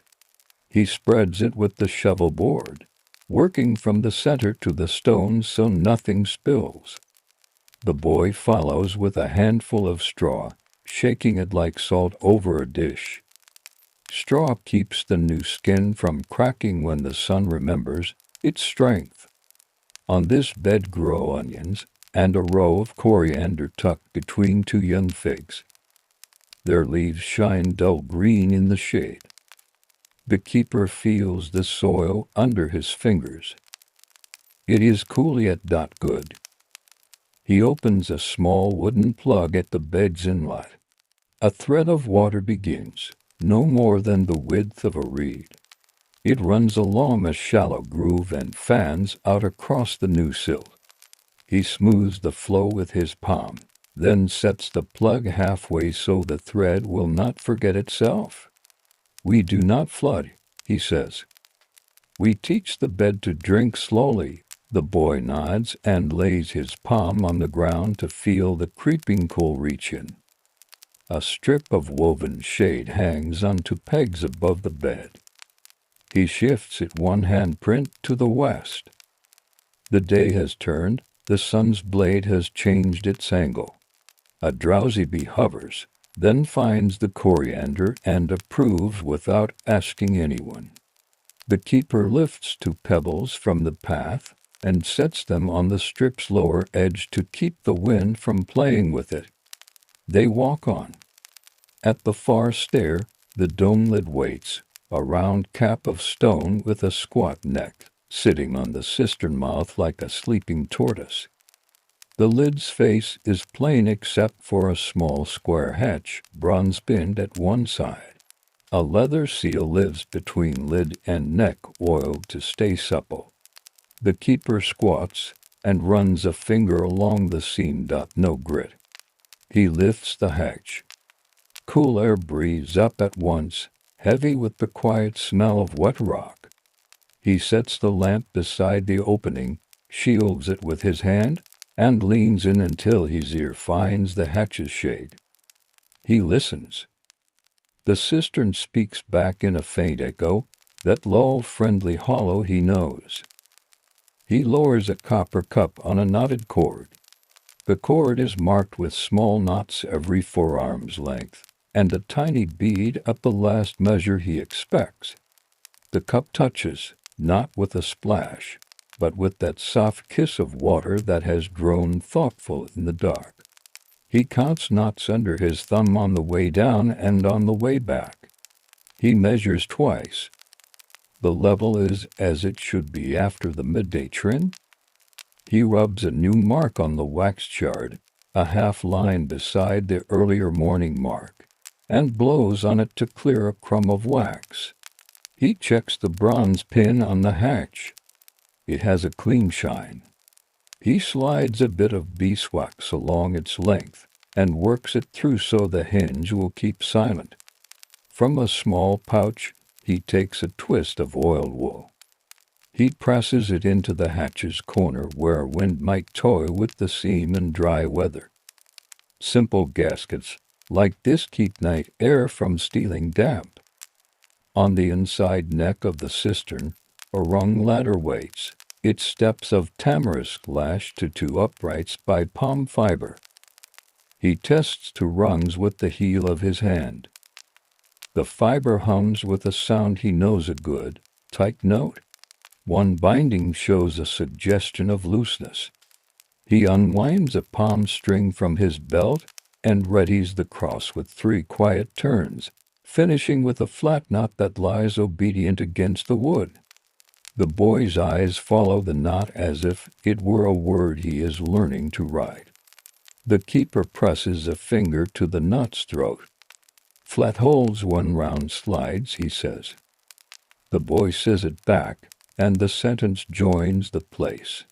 They move to the distribution box, a shallow basin cut into rock where 3 narrow outlets wait. Above each outlet, a carved sign tells its house with a simple mark, a fig leaf, a stepped line, a small circle. Wooden plugs fit the outlets. He draws the fig leaf plug and reseats it, turning it a quarter so the grain faces the other way. Would rest better when it learns different positions. A faint weep shows where one plug has grown shy.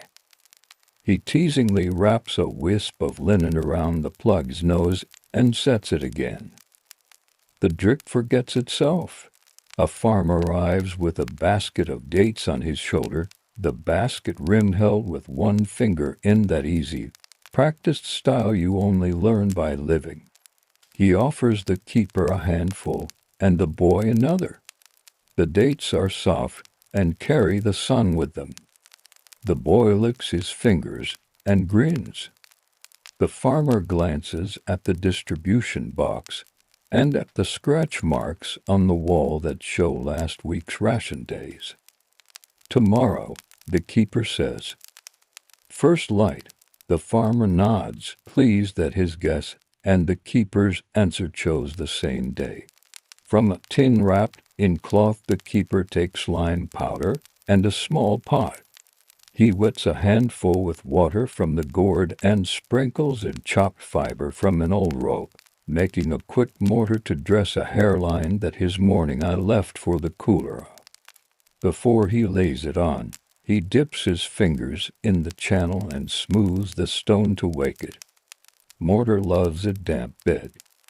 He presses the paste into the seam with a short, wide spatula and draws it flat. Beside him, the boy blows very gently until the surface sets its skin. The keeper dusts the fresh line with a pinch of ash. Ash discourages green films that dream of making a home where water and light meet. They step back and watch the scene. It stays calm. He draws a circle around the fresh patch with the blunt end of the measuring stick so any keeper who comes near before it cures will notice. Communication in such work is not loud. It is made of circles, pebbles, knots, and scratches placed where eyes fall naturally. He takes from the basket a little tool he has been saving to show the boy, a water level made from a short length of leather tube tied to two reeds. He fills it from the channel and holds one reed by the bed and one by the gate. The water in both reeds meets the same height. The world tells us level, he says. We only look. The boy holds the reeds and watches the water tremble and then settle. He smiles the smile of someone who has just learned a spell that works every time. Afternoon slides toward the hour when shadows grow long and voices in the lanes become softer. A small wind moves down from the warm rocks, not strong, only present. It touches the shade strip and the fig leaves and goes on. The wall shadow reaches the second clay weight at the midday gate. The keeper glances and sees the dark pebble resting on the slab. The sight pleases him the way a tidy bookend pleases a shelf. They return to the lower silk trap and lift the basket of mud they left to drain. It has given back enough water to carry without complaining.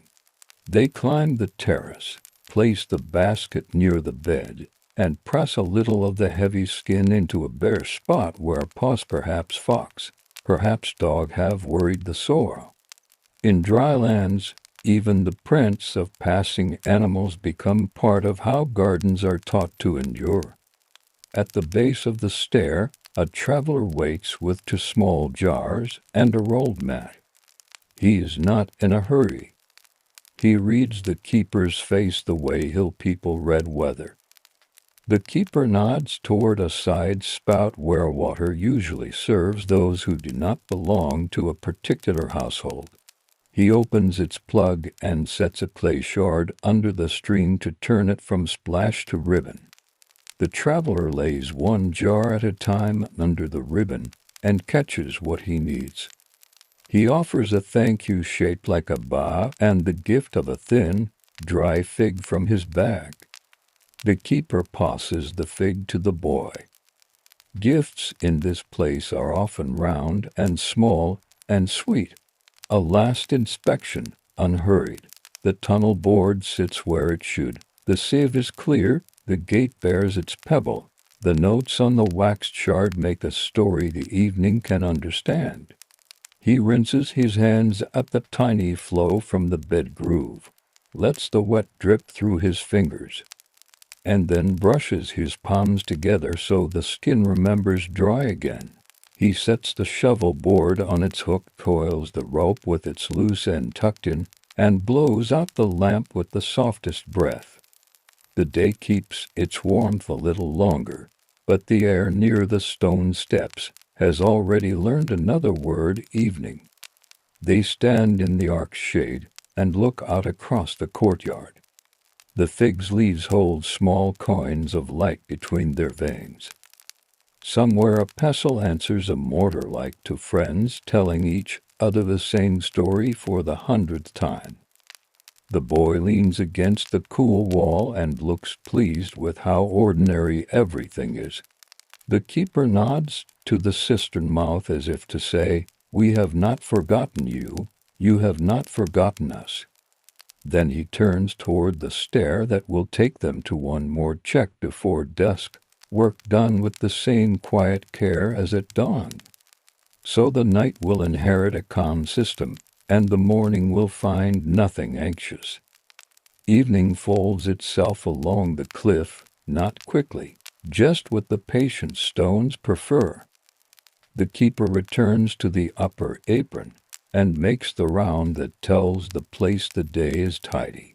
He checks the sand ledges where wind lays its small gifts, and draws his fingers through a shallow drift so it will not creep toward the gate in the night. The boy carries the hook basket and a coil of thin cord. He has learned which tools walk together. At the first gate he kneels and brushes the sill with a palm, then with the soft broom tamarisk twigs bound with hemp. The broom speaks a faint music against the stone. He sets a small shell on the slab beside the weight stone, its open side facing the channel. It is not a charm.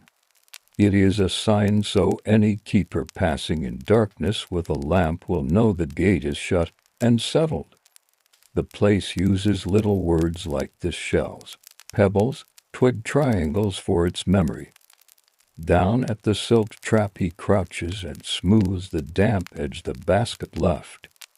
He presses a finger into the mud and watches water gloss the print. The mud makes no complaint. He tilts the board to the wall so the evening air can dry it, then runs his thumb along the board's edge to see if any splinters are thinking of leaving the wood. None are. The distribution box waits in a square of shadow. He tests each plug again, not because he doubts the morning's hands, but because night fingers sometimes teach wood new thoughts.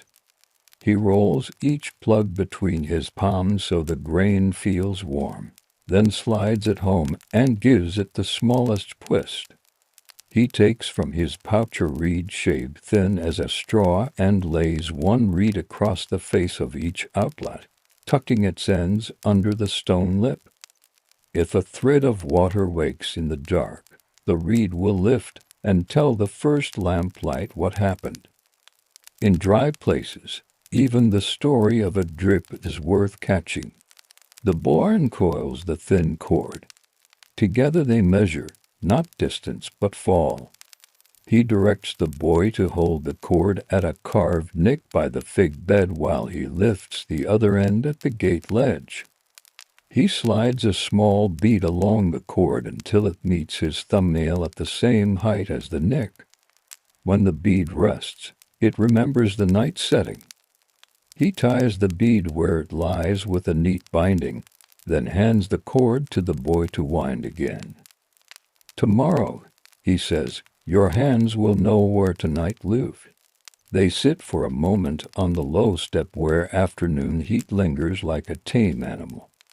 Bread comes from the keeper's pouch, a flat round wrapped in cloth. He breaks it with thumbs that always make the same clean sound in the crust. From a small horn he taps out cumin and adds a pinch of salt. They dip each piece in a saucer of oil he keeps corked with a sliver of fig wood. The oil wears the day's light in it. They chew without hurry. Eating here is part of work. It teaches the body the same calm the water learns. Across the courtyard, a woman lifts a jar to her shoulder and pauses to watch the fig leaves move. She does not call. In places like this, people learn not to send their voices carelessly around water. She lifts the jar and goes. The keeper watches her steps on the stone. They fall in a rhythm. He recognizes someone who has carried since before she could read numbers. He rises and walks to the stair cut down inside the dome neck, the hatch still open to the cool. He lowers the lamp 3 steps only and looks at the inside curve. A faint dust bloom from morning scraping has settled there. He takes a strip of damp cloth from his belt and wipes the line in a slow circle. The cloth comes away with a shagray band. He folds the band into an inside fold so dust does not wander.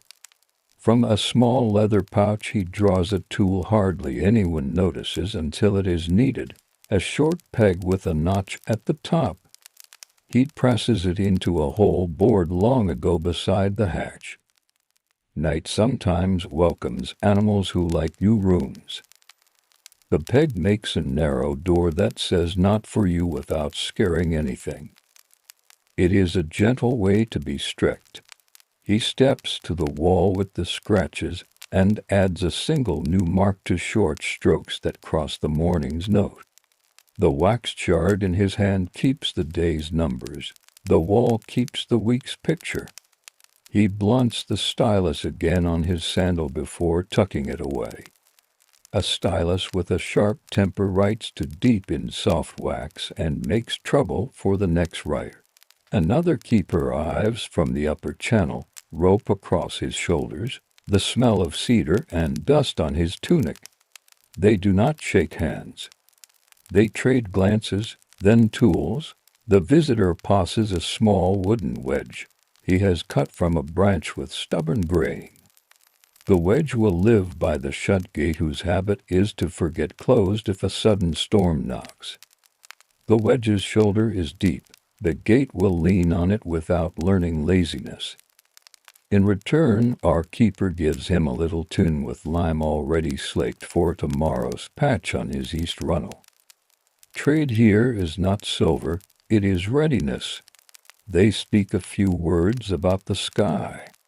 A pale smear of cloud sits above the far ridge like chalk rubbed once on a slate.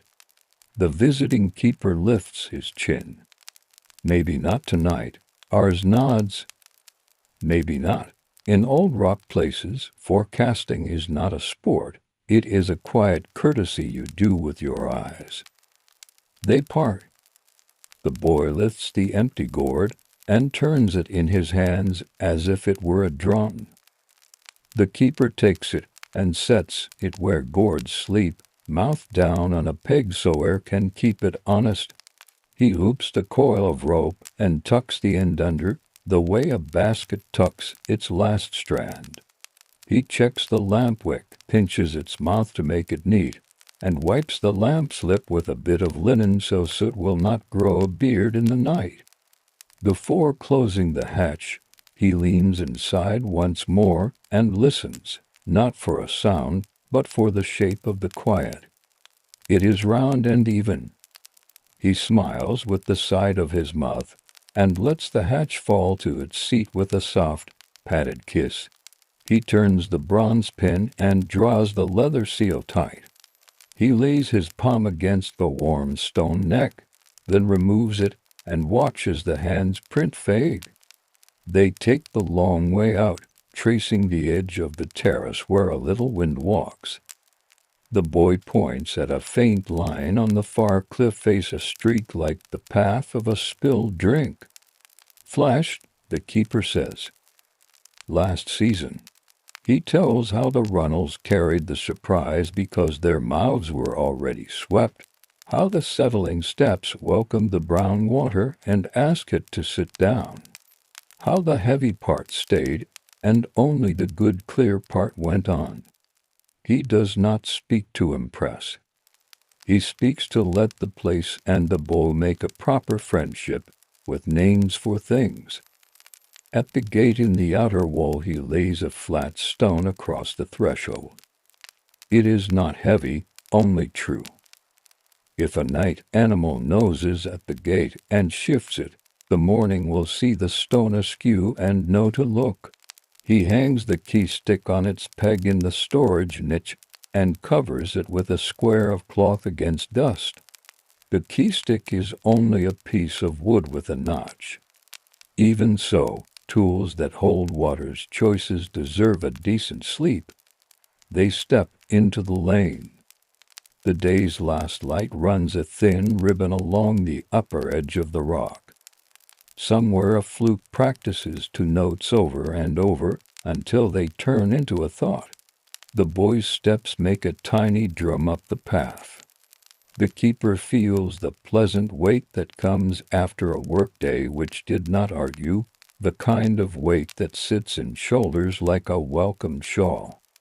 At their doorway he sets the basket down and looks back once more. The dome neck shows only its round shadow. The fig keeps its small secrets. The reed markers rest where he left them. Night will own the place for a while. It will try a few ideas too, the shy animal, a wind that forgets itself against the wall. The system he tended will meet those ideas with simple answers, plugs, pegs, circles quiet. Inside, the room smells faintly of bread and earth. A small lamp catches and holds a soft flame along its cotton lip. The boy leans his head on his rolled cloak and closes his eyes before deciding to do so. The keeper sits and rubs a thin sheen of oil into a crack beginning in his palm, then into the little lines at each finger's base. Hands that work with water like to be reminded of oil. He thinks about the first storm that will come when the season changes. About walking out in that rain with a hat of woven palm and feeling the drops thud on the brim as if the sky were tapping a gentle drone. He thinks about how the big channels will roar then, how the settling steps will brown and then clear, how the cistern will deepen its echo until it sounds like a cave learning to sing.